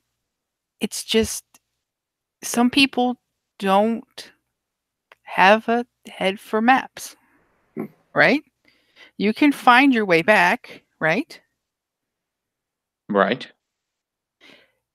Sometimes it's easier to show rather That's than what try I'm to. saying. I wasn't Exactly. expecting to have to draw a map. Exactly. I think we're saying the same thing. I think you're all quite right. Maya, Thol, if you would be so kind as to guide us. Are we Yeah, getting well- ready? Are we getting ready to go like nowish? Nah, it's like an hour, 2 hours maybe. Okay. We should attempt to be in the waterways before the sun comes up. Good idea, Maya says.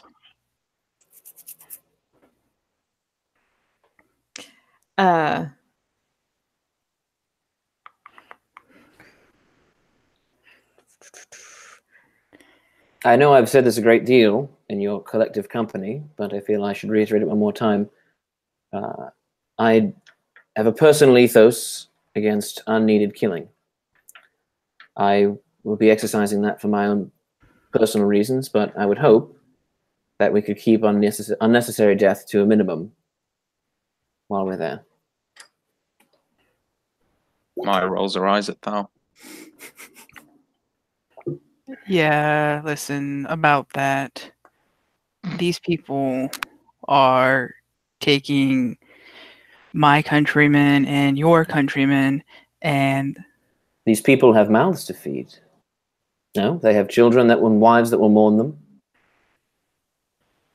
We come here to free slaves, and so we shall. My lamentable friend Declan, I am a servant of He who watches. If these men and women that we fight are innocent, they will be guided to the proper place when they pass beyond the endless night. There is no, if they are truly innocent, then, and some horrible fate should befall them, or some final fate should befall them, they will be rewarded in the next life. Declan is looking at you, and he seems deeply, deeply disturbed by what you're saying to him.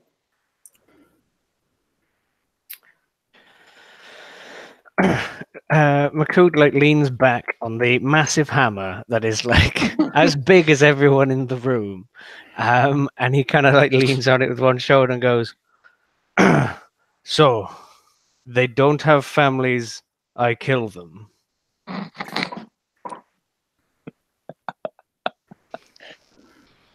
Oh.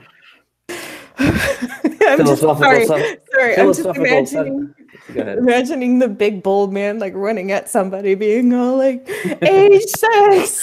Do you have Tell me about your children? kids. Like, Well. are you single? That was literally what I was going to be doing, like grabbing someone by the throat, just going, "Do you have a family?" Smash.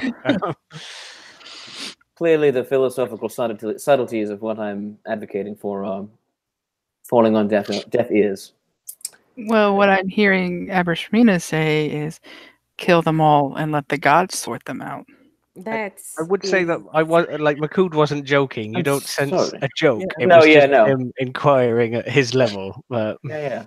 yeah, Abrashmina kind of there is Frankly, the no only need- person here who seems to have any grasp of what I'm trying to communicate is Makud.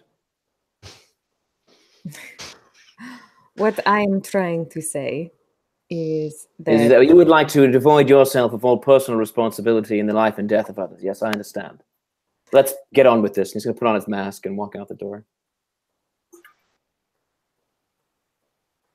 He's walking out 2 hours early. Yeah, but he's not going to be in the room. So he's going to go upstairs and he'll just keep watching until the sun goes down or something. Cool. Abrashmina kind of like looks to the others and says, "Is this something I said?" Actually, I think it was me trying to help explain it to Makud.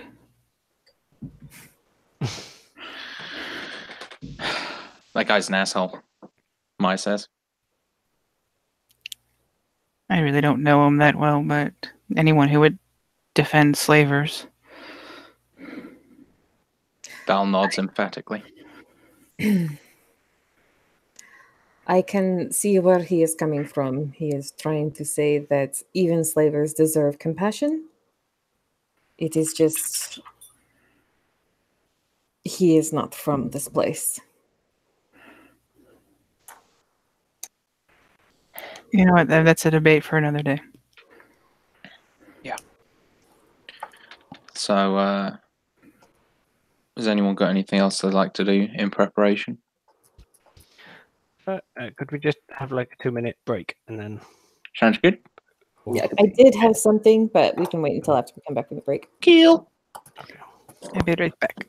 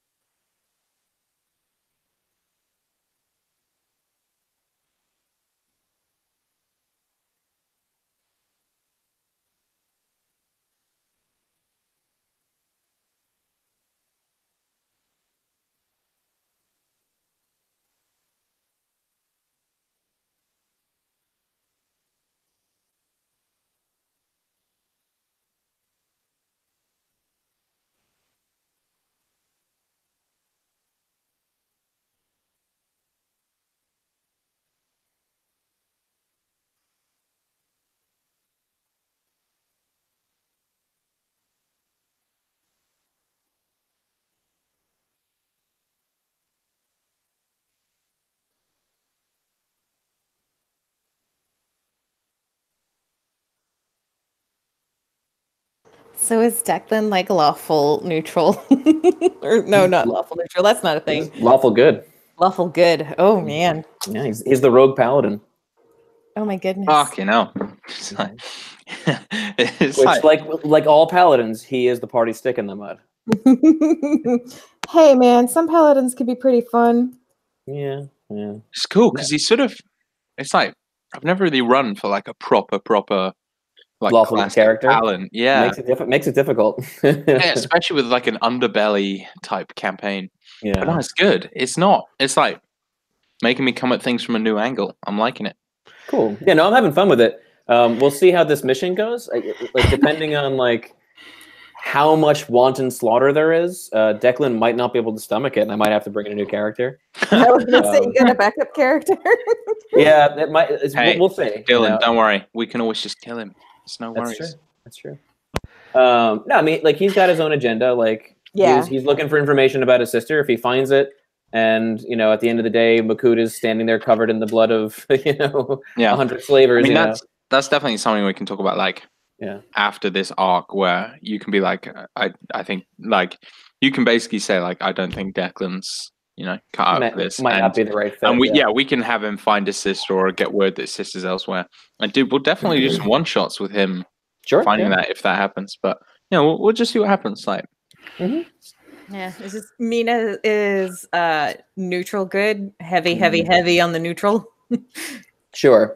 Well, and like philosophically, she's a religious person. She's going to see everything through the lens of her religion, right? So there's the problem. You can be a good person, but like when you see everything through the lens of a religion, like you're let off the hook for like your own in a lot of ways, like like what she just like if he incited that or whatever, he might have gotten that is a something like because he who watches is a neutral death god, like flat neutral, true neutral. There ain't no shit for nothing for nobody with him. But like she personally isn't about to go like slaughter a bunch of innocents, but she's of the mindset that if they like raise a weapon to us, they've made their decision. Yeah. Declan is a true humanist. Yeah. I gotta get some water up here, pack. No worries. Makut is a true hammerist. I mean, he's chaotic good. Like, he doesn't necessarily look for the slaughter, but if people with weapons are between him and slaves that were meant to be releasing, then he's going to release them of their life, like, if they don't get out of the way. Just can't wait for all Makut's one-liners. What is your family? Do you have children? Have you bread? Do you have mates? Where are your offspring? Just go like full Kozu and have you ever loved? I'm gonna go grab. Oh my god, there's definitely gonna be a packet of peanuts for him to open.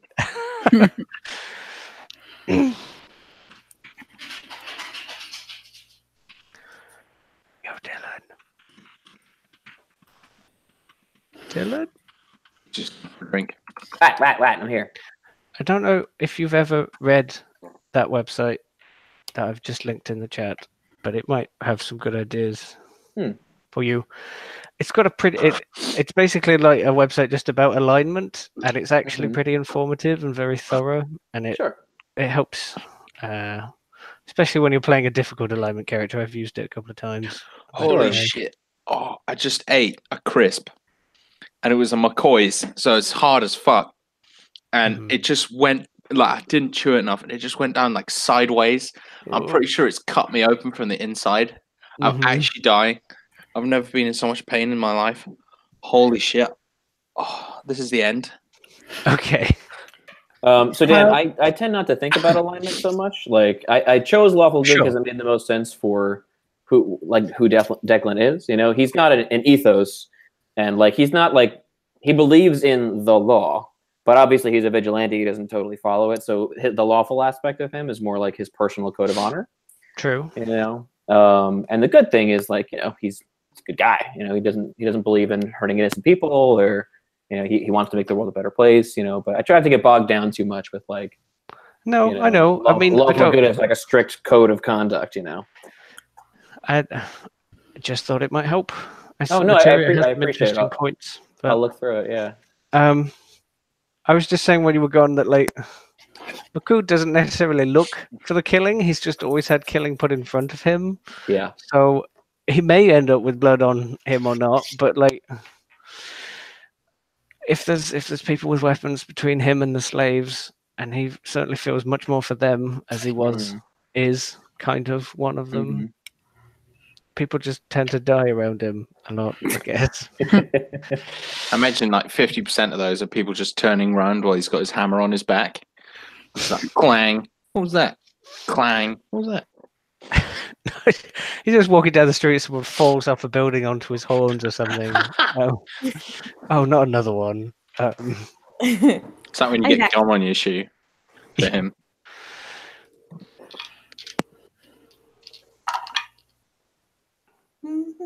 So yeah, I don't know. Sanctity of life is not something he's really accustomed to. No, yeah, not at all. All right. Well, shall we continue, my friends? Let's do. I suppose. You know what, Jade? Your attitude has been pretty poor this whole session. Right You at know the start. You can't We're control all- me. Whatever. Whatever, man. So, Mina had a thing. Mina had a I thing. had a thing. But yeah, whenever we get a little bit closer to go time, Abarashmina is going to pull out of her little pouch she's got at her side a deck of tarot cards, and she's going to like begin like laying them out and ritually cast augury. Basically,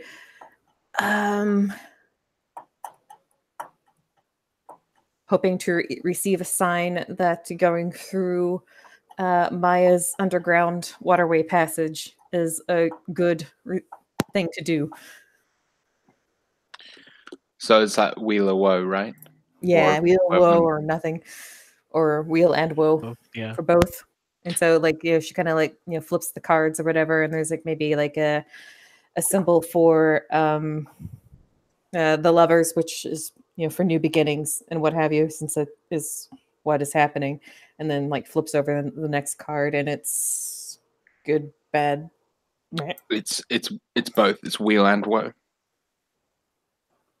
Mm. Well, the gods are notoriously known for clear and precise insight. Mina just kind of like nods and shovels the things back into the little inlaid box that she had them in.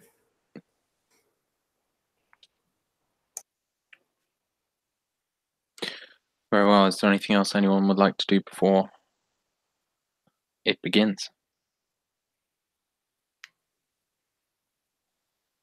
Declan broods. Thinks to himself, I am the night. He's standing on the very corner of the roof, like Just trench coat blowing in the breeze. They're like underground, and so he's just like perched on one of the steps. And every once in a while he like flips his cloak back behind him, so there's like a wind. God, I'm so fucking cool. Makud's just gonna like clean the head of the sledgehammer with his arm or something.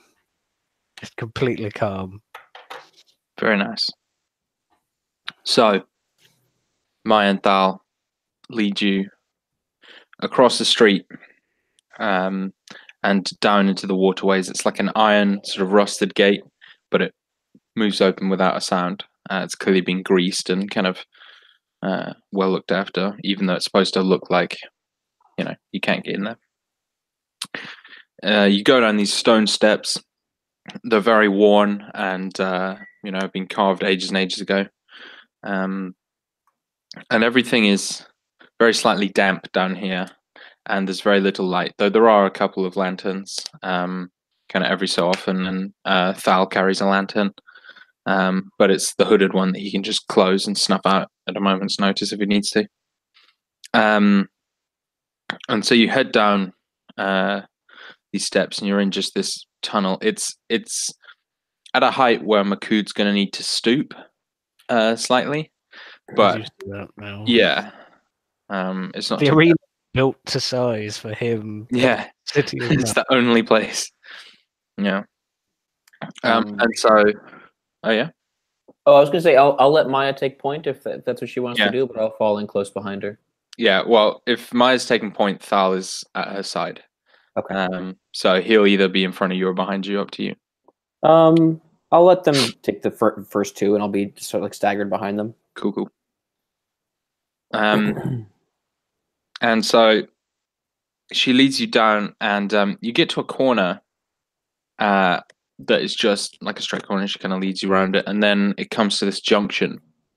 And she sort of looks down the junction and then begins to head one way. But everyone, just make me a quick perception check, please.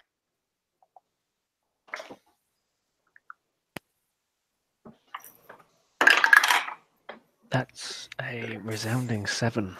18. 10. 16. Oh, so everyone misses it except Declan, where you see just on the side of the corridor that is what you would know as like a thief's hole, where it's, you know, a door that's been designed to look just like the wall, where things, information, you know, all sorts of things are stashed. Okay.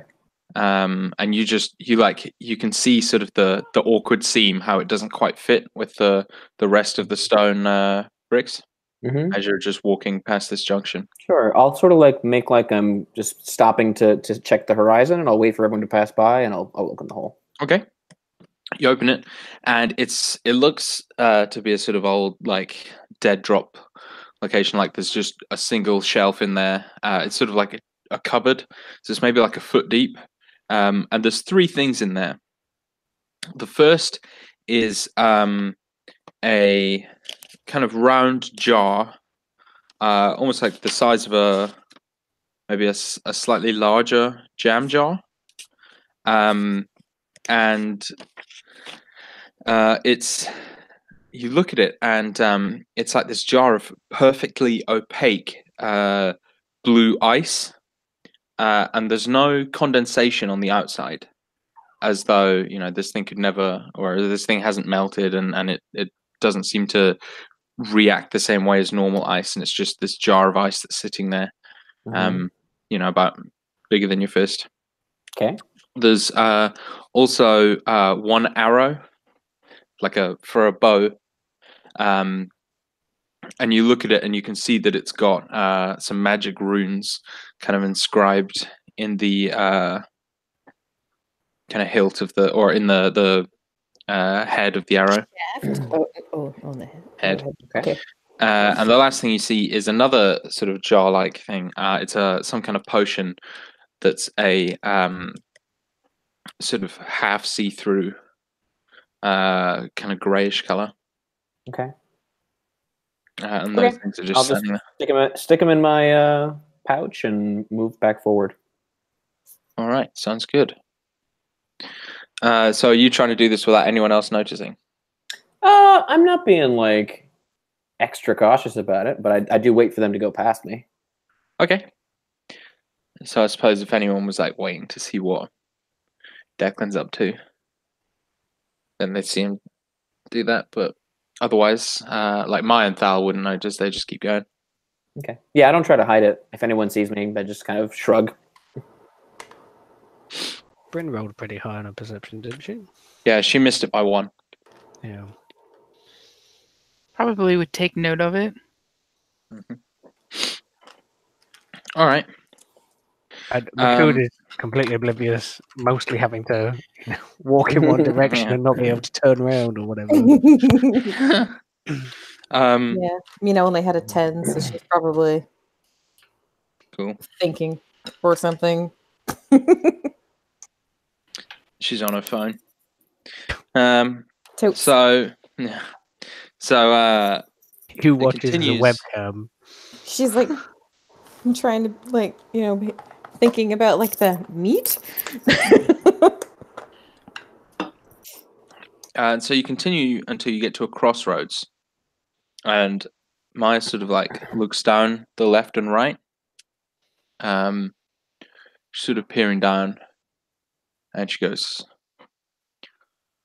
She turns to the four of you and says, "Okay, looks like someone's been down here since we have. Um, there's a room at the end of either of these crossroads, and if we go on ahead, that might leave people behind us.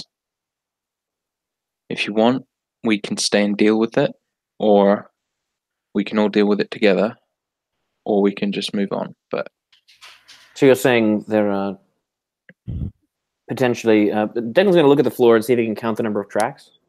yeah, It's what's the roll? Investigation? yeah. 21. Okay, so you see like a countless number of back and forth tracks going straight ahead. To the left, you see what looks like two sets of tracks, and to the right, you see what looks like one set of tracks. Relatively identifiable as different people. Yeah, very clearly. The tracks going to the right are small and uneven, like a limp maybe, and the tracks going to the left are very large and spaced apart. Okay. Both sets.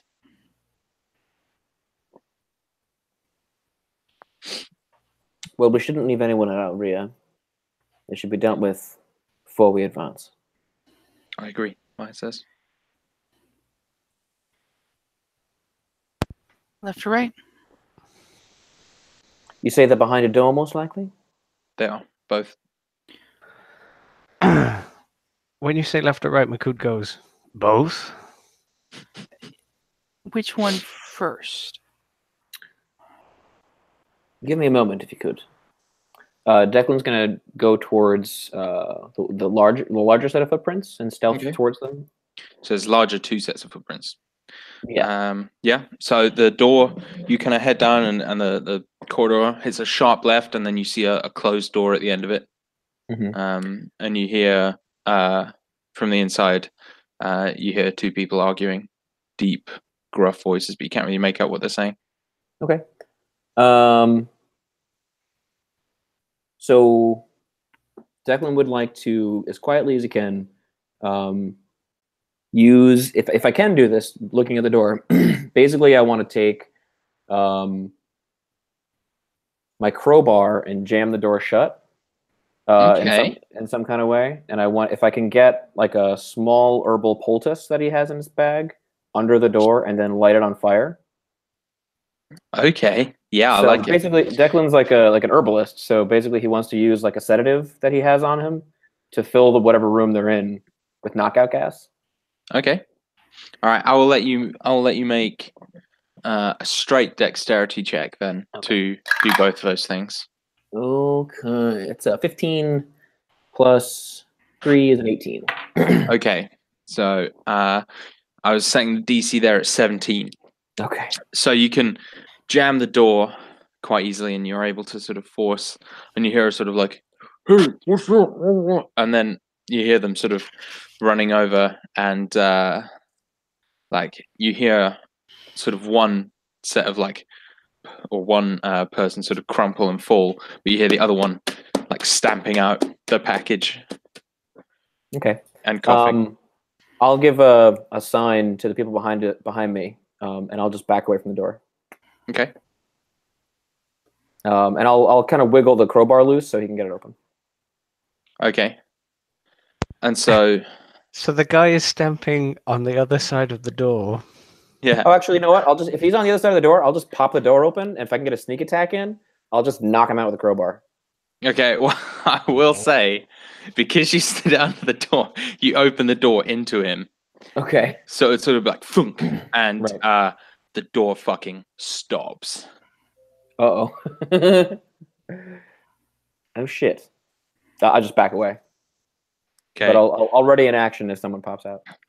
And you hear like the fuck, and it just slams open, and you see this fucking brute on the other side of it. He's wearing like this what used to be a set of chainmail, but it got too small for him as he got too muscular, so it's sort of cut open at the front, so it looks like a waistcoat that's far too small for him, and he's just really muscly under it. He's covered in scars and bad tattoos. He's got one above his right eyebrow that just is a swear word in Ashari. He's got this sort of squarish beard that just juts out from his chin, and his hair is kind of tied back in this weird, what used to be a top knot, but he did it once and then sort of got tangled and he never really fixed it. And he just looks at you all with sort of these wide, furious eyes, and he just lets out this roar. Next to him, you see a far more well-armored man lying on his face. He also has a beard, and he's got a scimitar kind of on each hip. He does look strong, but he is just this, nowhere near as big as the brute who remains. And the guy just like slams open the door and begins marching towards you. And Declan, you're... Pardon? Yeah. You can. So I'm gonna aim my short sword for like a nerve cluster that like basically is in the top of the neck. So try to avoid vital organs and like paralyze them. Okay. It's a 12 on the die. Oh wait, I have to first do my insight check versus his deception. Okay. Yeah. To see if I get my sneak attack. Right, because I wouldn't have it naturally right now. No, because he can fucking see. Yeah. So insight is going to be an 18. No, I'm sorry, that's a 19 on the die. So 27. Yeah, versus his deception, is it? Mm-hmm. 18 on the die, but he has a -1. Okay. 17. So my attack roll would be a 17 to hit. That hits. Nice. It's 2d6, 3d6. Nice. 11, 14, 17 points of damage. 17. Okay. So yeah, you kind of nick him, and he roars in pain, but pushes you off him, and picks up his really big great axe that he just hefts in 2 hands. He can't quite swing it in here, so he just charges you with it like it's a pike. Okay. He's just going to run straight at you. Everyone else is going to roll initiative after this. But he's going to take this attack recklessly. Ooh. But he rolled like an absolute dick. 14 to hit. 14 misses. So he just charges you, and you just step aside easily. And he just kind of runs past. And for cinematic sake, he sort of stops running and looks up, and it's Makood immediately facing him in the tiny corridor. Okay, let's roll this guy's initiative. Oh, that's sweet.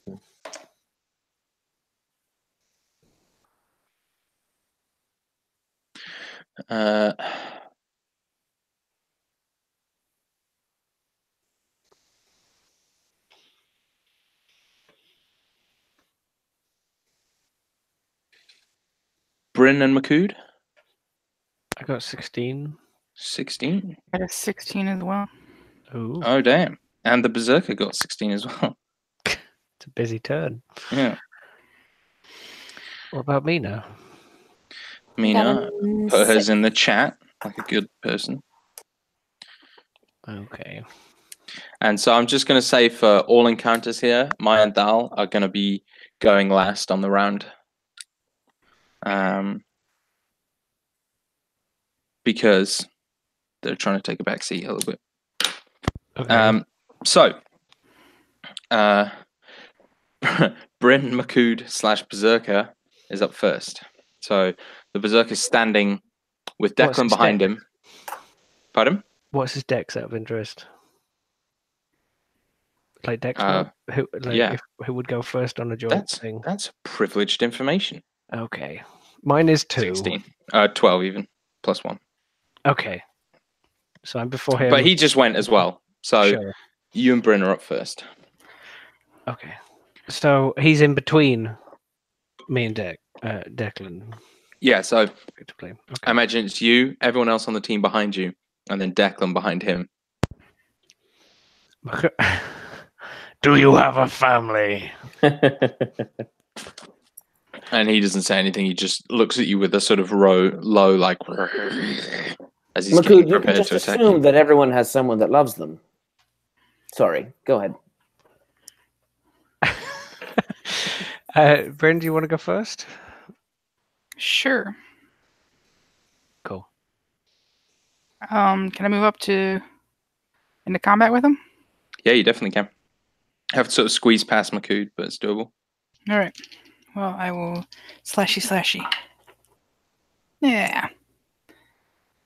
The one that I'm You have advantage okay because you attacked recklessly. on both attacks then. Yeah. All right. One will hit.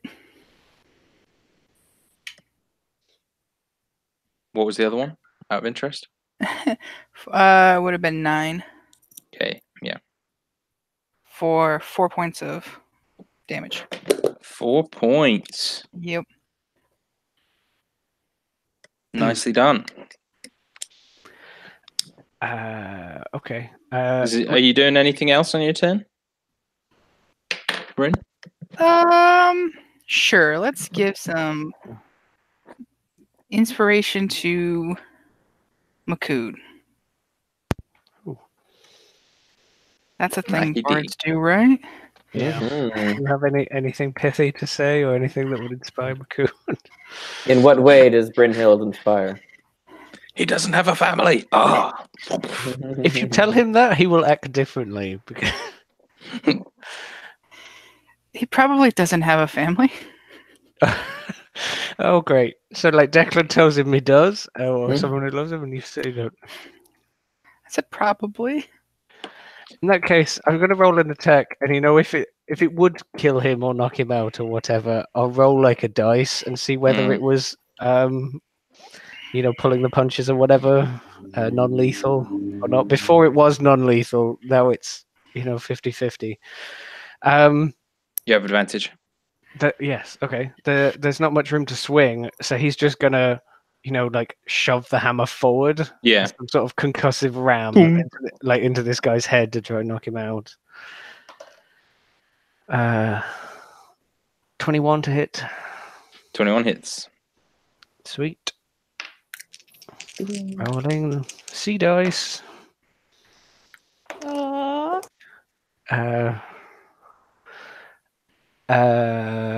15 damage. Oh, I had advantage. Let's just see if I crit. I do not crit. That's Okay, 15 damage. So he's like growling at you, smash into his face, and then he's exactly the same, only covered in blood. And he's still growling at you. And then the growl sort of turns to a roar and he goes, and he jabs back with the axe straight at your chest, Makud. Reckless. Also, I would say... Sorry. No, he's not going to have raged for this, because Okay. people were confused. 18 to hit? Yep, hits. Okay, you take... Oh, buddy. He was told to be quiet, so he's not getting angry. Yeah, you take 14 points of slashing damage. Nice. As he just like cuts you right across the chest. Is he reckless or? Yeah, that was reckless. Because these dice do not roll well. I'm kidding. I love them. Declan.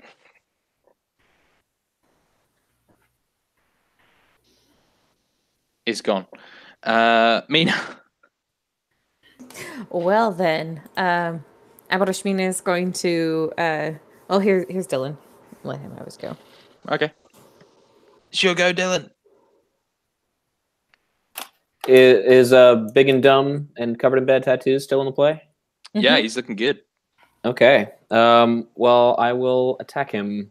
So I'll use my bonus action to stealth. Mm-hmm. Give us a roll. That way I can get an advantage. Oh wait, I already have advantage because he's recklessly attacking. True. Okay, then I will not bother stealthing. I will just stab him with the sword. Again, going for a non-lethal damage here. That's gonna be a 19 to hit. Hit. Nice. Oh wait, I had advantage. Okay, not a natural 20. 1, 2, 3.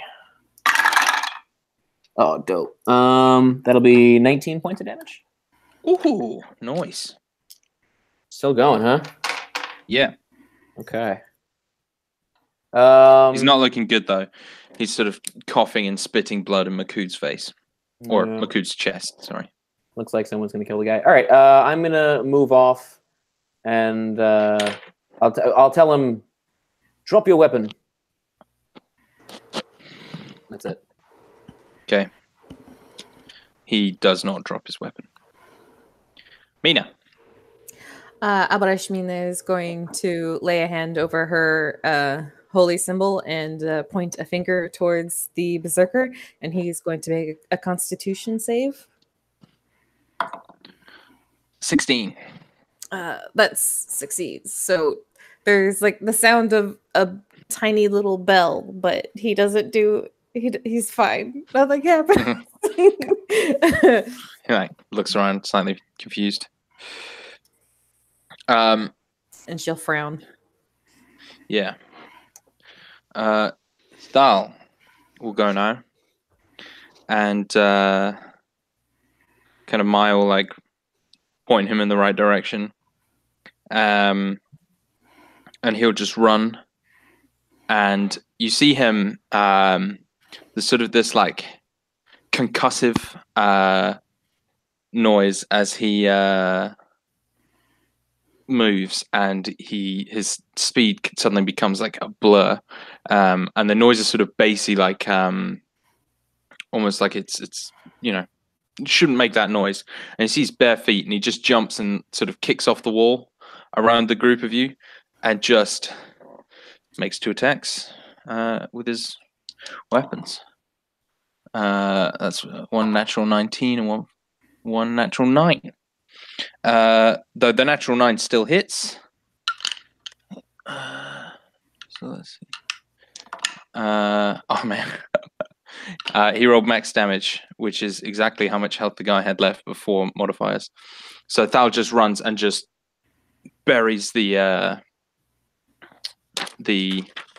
sides in the man's chest, and the guy just collapses dead.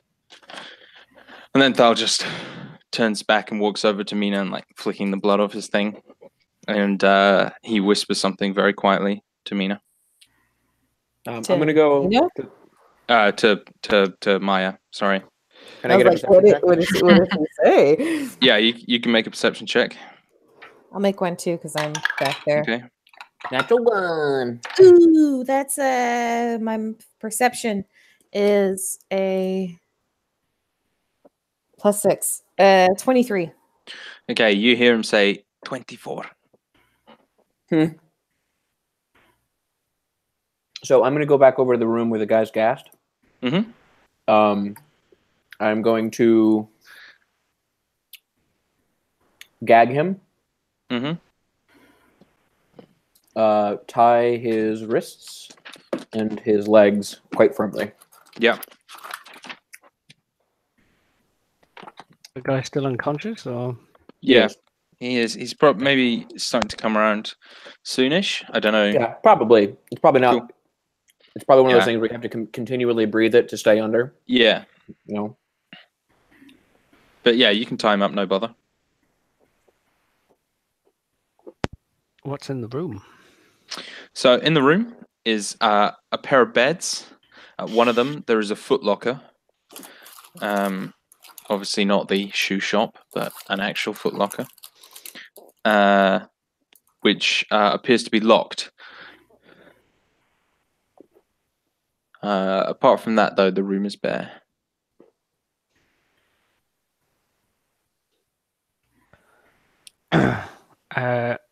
Is it like a big chest, but like Makood could just, pick it up and shake it?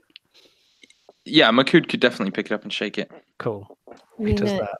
is praying over the dead berserker. Is he dead? I'm assuming. Yeah, dude's fucked. Yeah, she's gonna go do some rites over him. Nice. Yeah, so Makuju shake it, and there is a dull rattle inside of multiple items.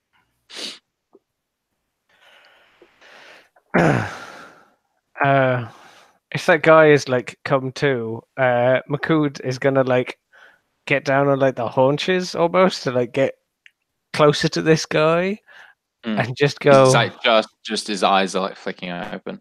Yeah. What have you got in here? What? Who are you? That's not what I asked. I don't fucking know what's in there. It's not mine. Insight check. Check it. 17. Truth. I don't think it's his, actually. Who does it belong to? He goes, I don't know. I think him. And who is he? I don't know. We just. Who are you? I'm Kayla. And Kayla, what are you doing in the sewers? Arguing with a bare-chested big fellow. And he just sort of like looks to the side slowly. You're a terrible liar. Please don't try. I'm working. For whom? For who? You should understand a few things, all right? First of all, I'm not going to kill you, and I'll do my best to keep you alive. That's my personal promise to you. However, if you don't give me the information I want forthrightly, I can promise to put you into a great deal of pain. I will start by severing the tendons that connect your heels to your calves, and then working my way up, and so you will have fewer and fewer active muscles in your body able to lead you from place to place. And if I feel the need to continue past that point without an assurity of your forthrightness, so we shall. Is that understood? Not particularly, but You okay. understand? I will paralyze you. Mm-hmm. I worked for Colo. Colo. Have I heard that name before? I think I have, right? You can make a investigation check. Investigation? Mm-hmm. That is a 19. So you have heard the name. You haven't heard much information. You know vaguely he's into trafficking slaves of some kind. But beyond that, he's just another asshole. What was the name again? Sorry. It's in the chat. Thank you. Colo, who is a slaving asshole. Yeah. Though you've with a 19 actually, you've probably heard he's more of not a broker, but he's more of a logistics man. Like he runs the actual shipping a lot of the time. Is Colo above in the warehouse?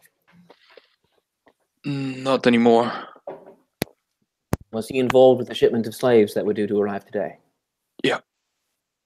All right. Has that shipment been delivered? It has. All right. Is there anything else anyone would like to know from our good friend here? What was his name again? Halo. Makud go, do you have a family? No. Really, no family? He shakes his head. Why does that matter? Because Makud, you are only worth sympathy if you have loved ones. Abrushmina says, walking in calmly and slightly dismissively. What? I forgot. I have lots of family. Fucking liar. No, seriously. My wife and my kids, lots of kids. All right. I'm going to gag him. You've bought your life with your honesty. I hope that someone comes along to find you before you starve to death. His eyes go slightly wide at that. Are we good? What was down the other passage? Oh, good question. Are there any more of your men down in these sewers? He shakes his head. I insight check him. Okay. That is a 19. You think he's being genuine? That was more of a Robert's checking his notes to see if there's any more. Okay. But I think he's alone down here. Well, Makud, are you just carrying the chest? No, I was going to throw it on the ground and smash it. I could probably just open it for you if you want. I mean, he's been going with his chest for a while, so he has it like right above his head before you say that. If you want, I mean, if you enjoy smashing things, I mean, it might be a bit loud. You might attract undue attention, but I would be happy to open it for you. All right. He's going to put it down for Declan to do, and then what he's going to do, because just like to try and help, he's going to pick up the bound guy and like throw him in the corner, and then lift one of the beds, and then put one of the beds on top of him. Okay. Just like pile stuff on him. He's a big fellow. Oh, let's take his weapons. Yes. Does anyone want? He's got very nice armor. Does anyone? Makud, do you wear armor? Is that a thing you do? You see, Makud is not armored in the slightest. No, never mind that. So I've got a 14 to. Oh, you just get it open. Nice. So you definitely feel like it's a pretty good lock, and you know what you're doing, but it's maybe rusted over slightly, and so you had to kind of adapt. All right, Declan, Makud, give me some D100s. D100s with a trap? I was No. How much damage? I was gonna say that Abarashmina would have searched the berserker outside while she was giving the right. No key, just a dapper ass chainmail. 81. 81. Nothing else on him. No. Okay.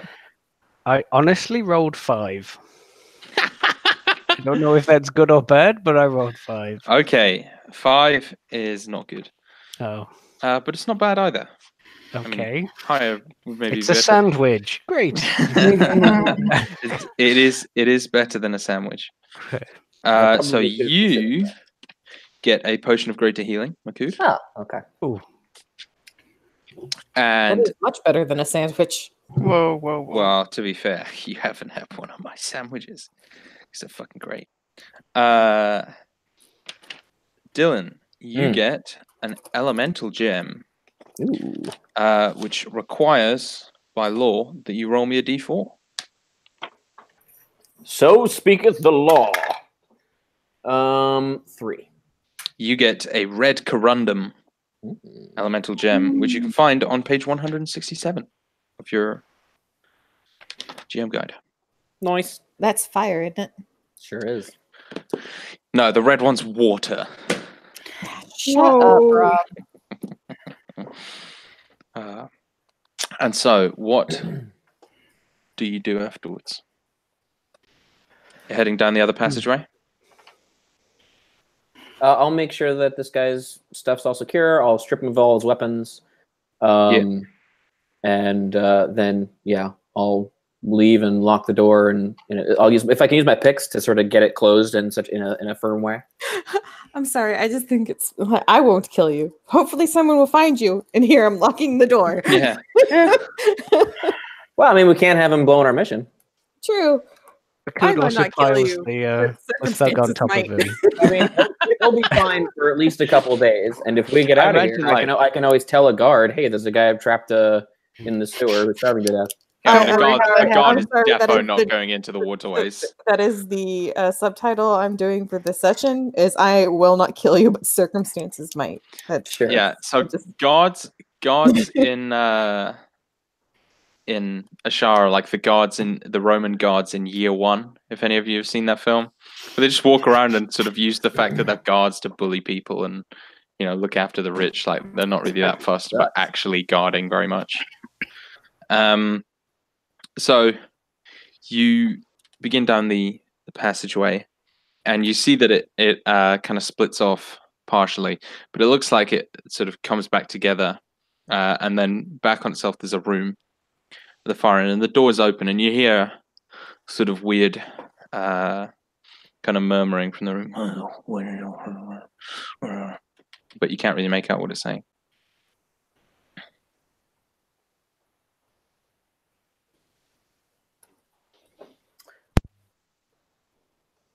Anyone else have any bright ideas? Because I think I have one. Is it the same one you used at the other door? No. Well, whatever you are about to do, you have my blessing. And she lays a hand on your shoulder and casts guidance. Feel all warm and fuzzy. That's very odd.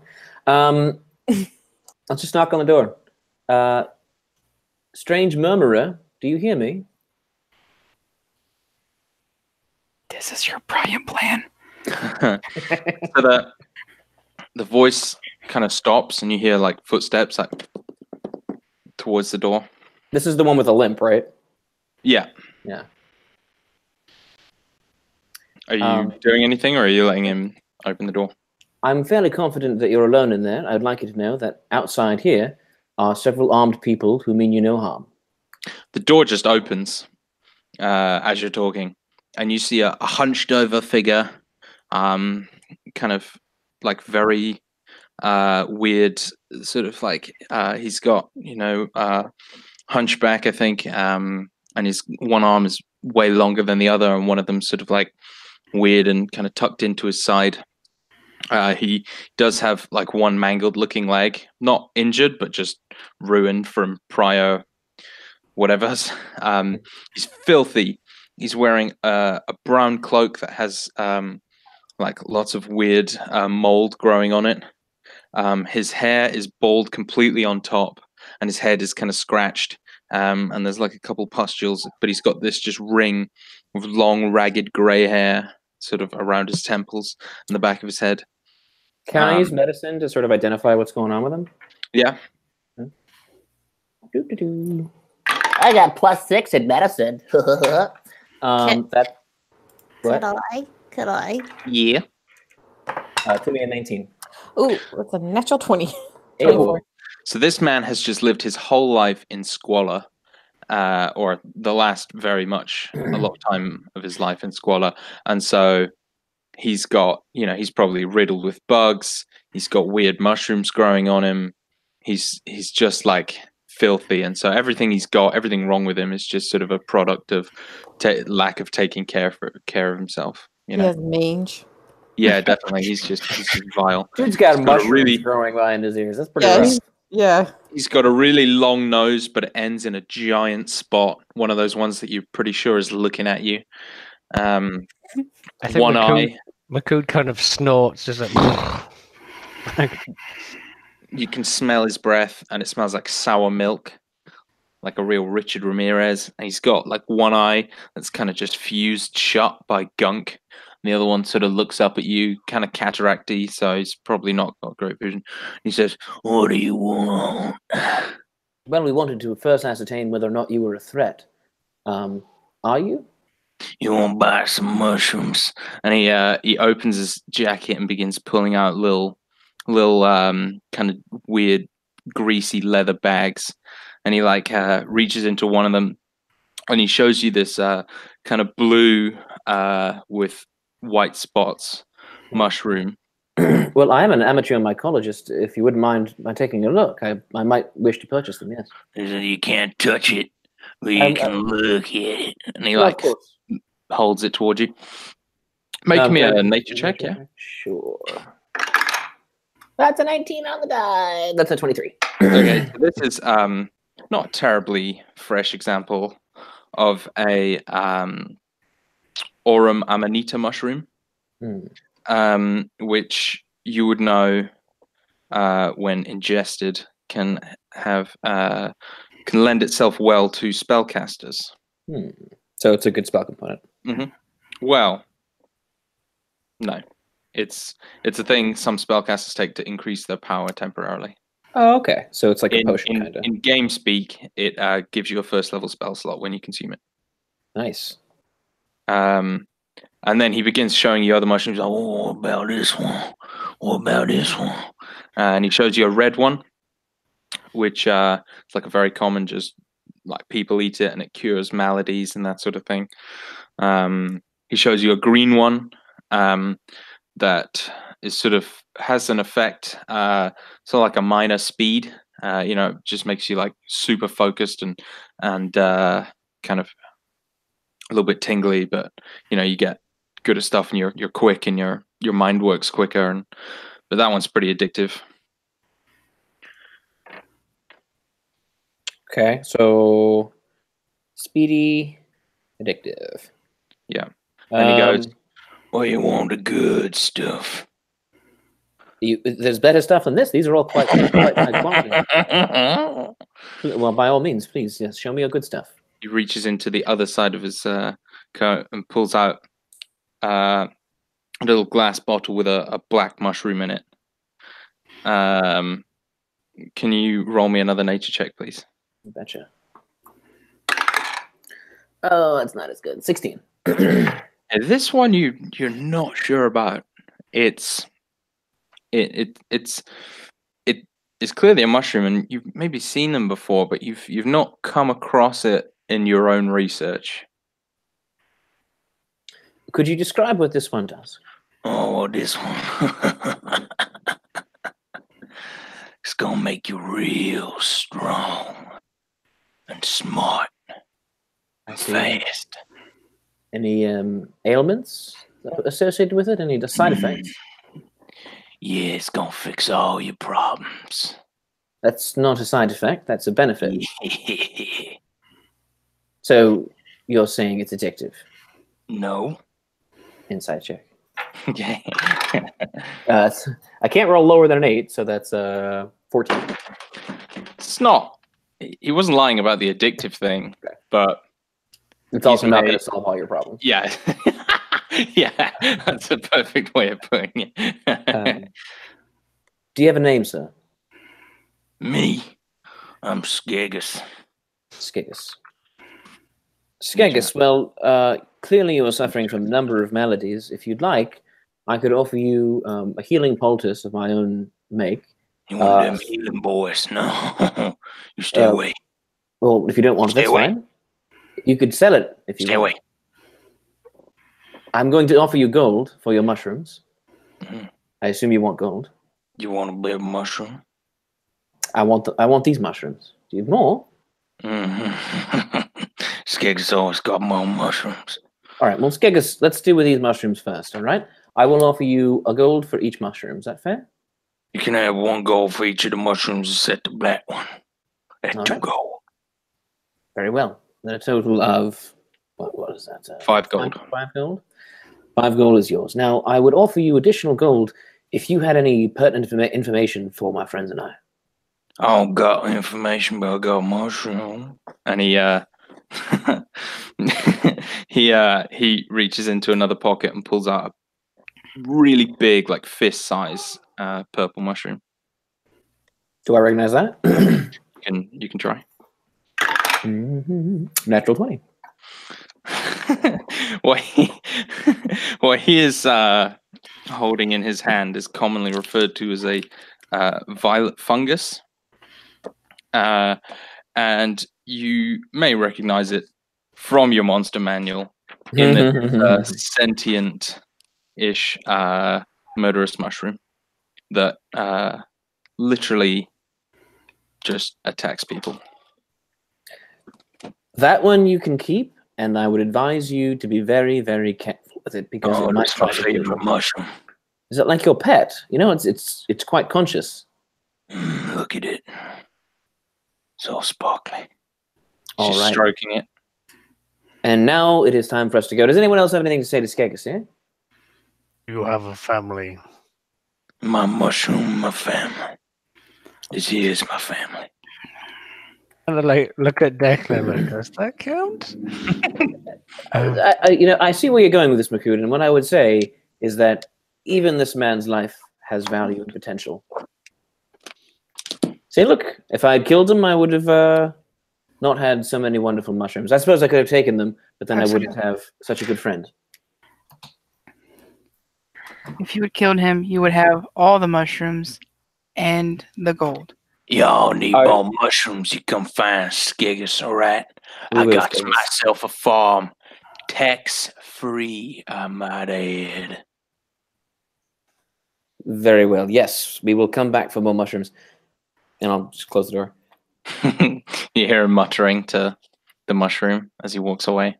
Bryn, do you often murder people for the contents of their purse? No, Oh, well, all right. Just being clear about what we're advocating. I mean usually I don't really steal people's purses. Well, that's good. We're on the same page then. I'm not a thief. And I think on that, we're going to have to end so that our friends can leave. Oh, do you guys have another game going on? Yeah.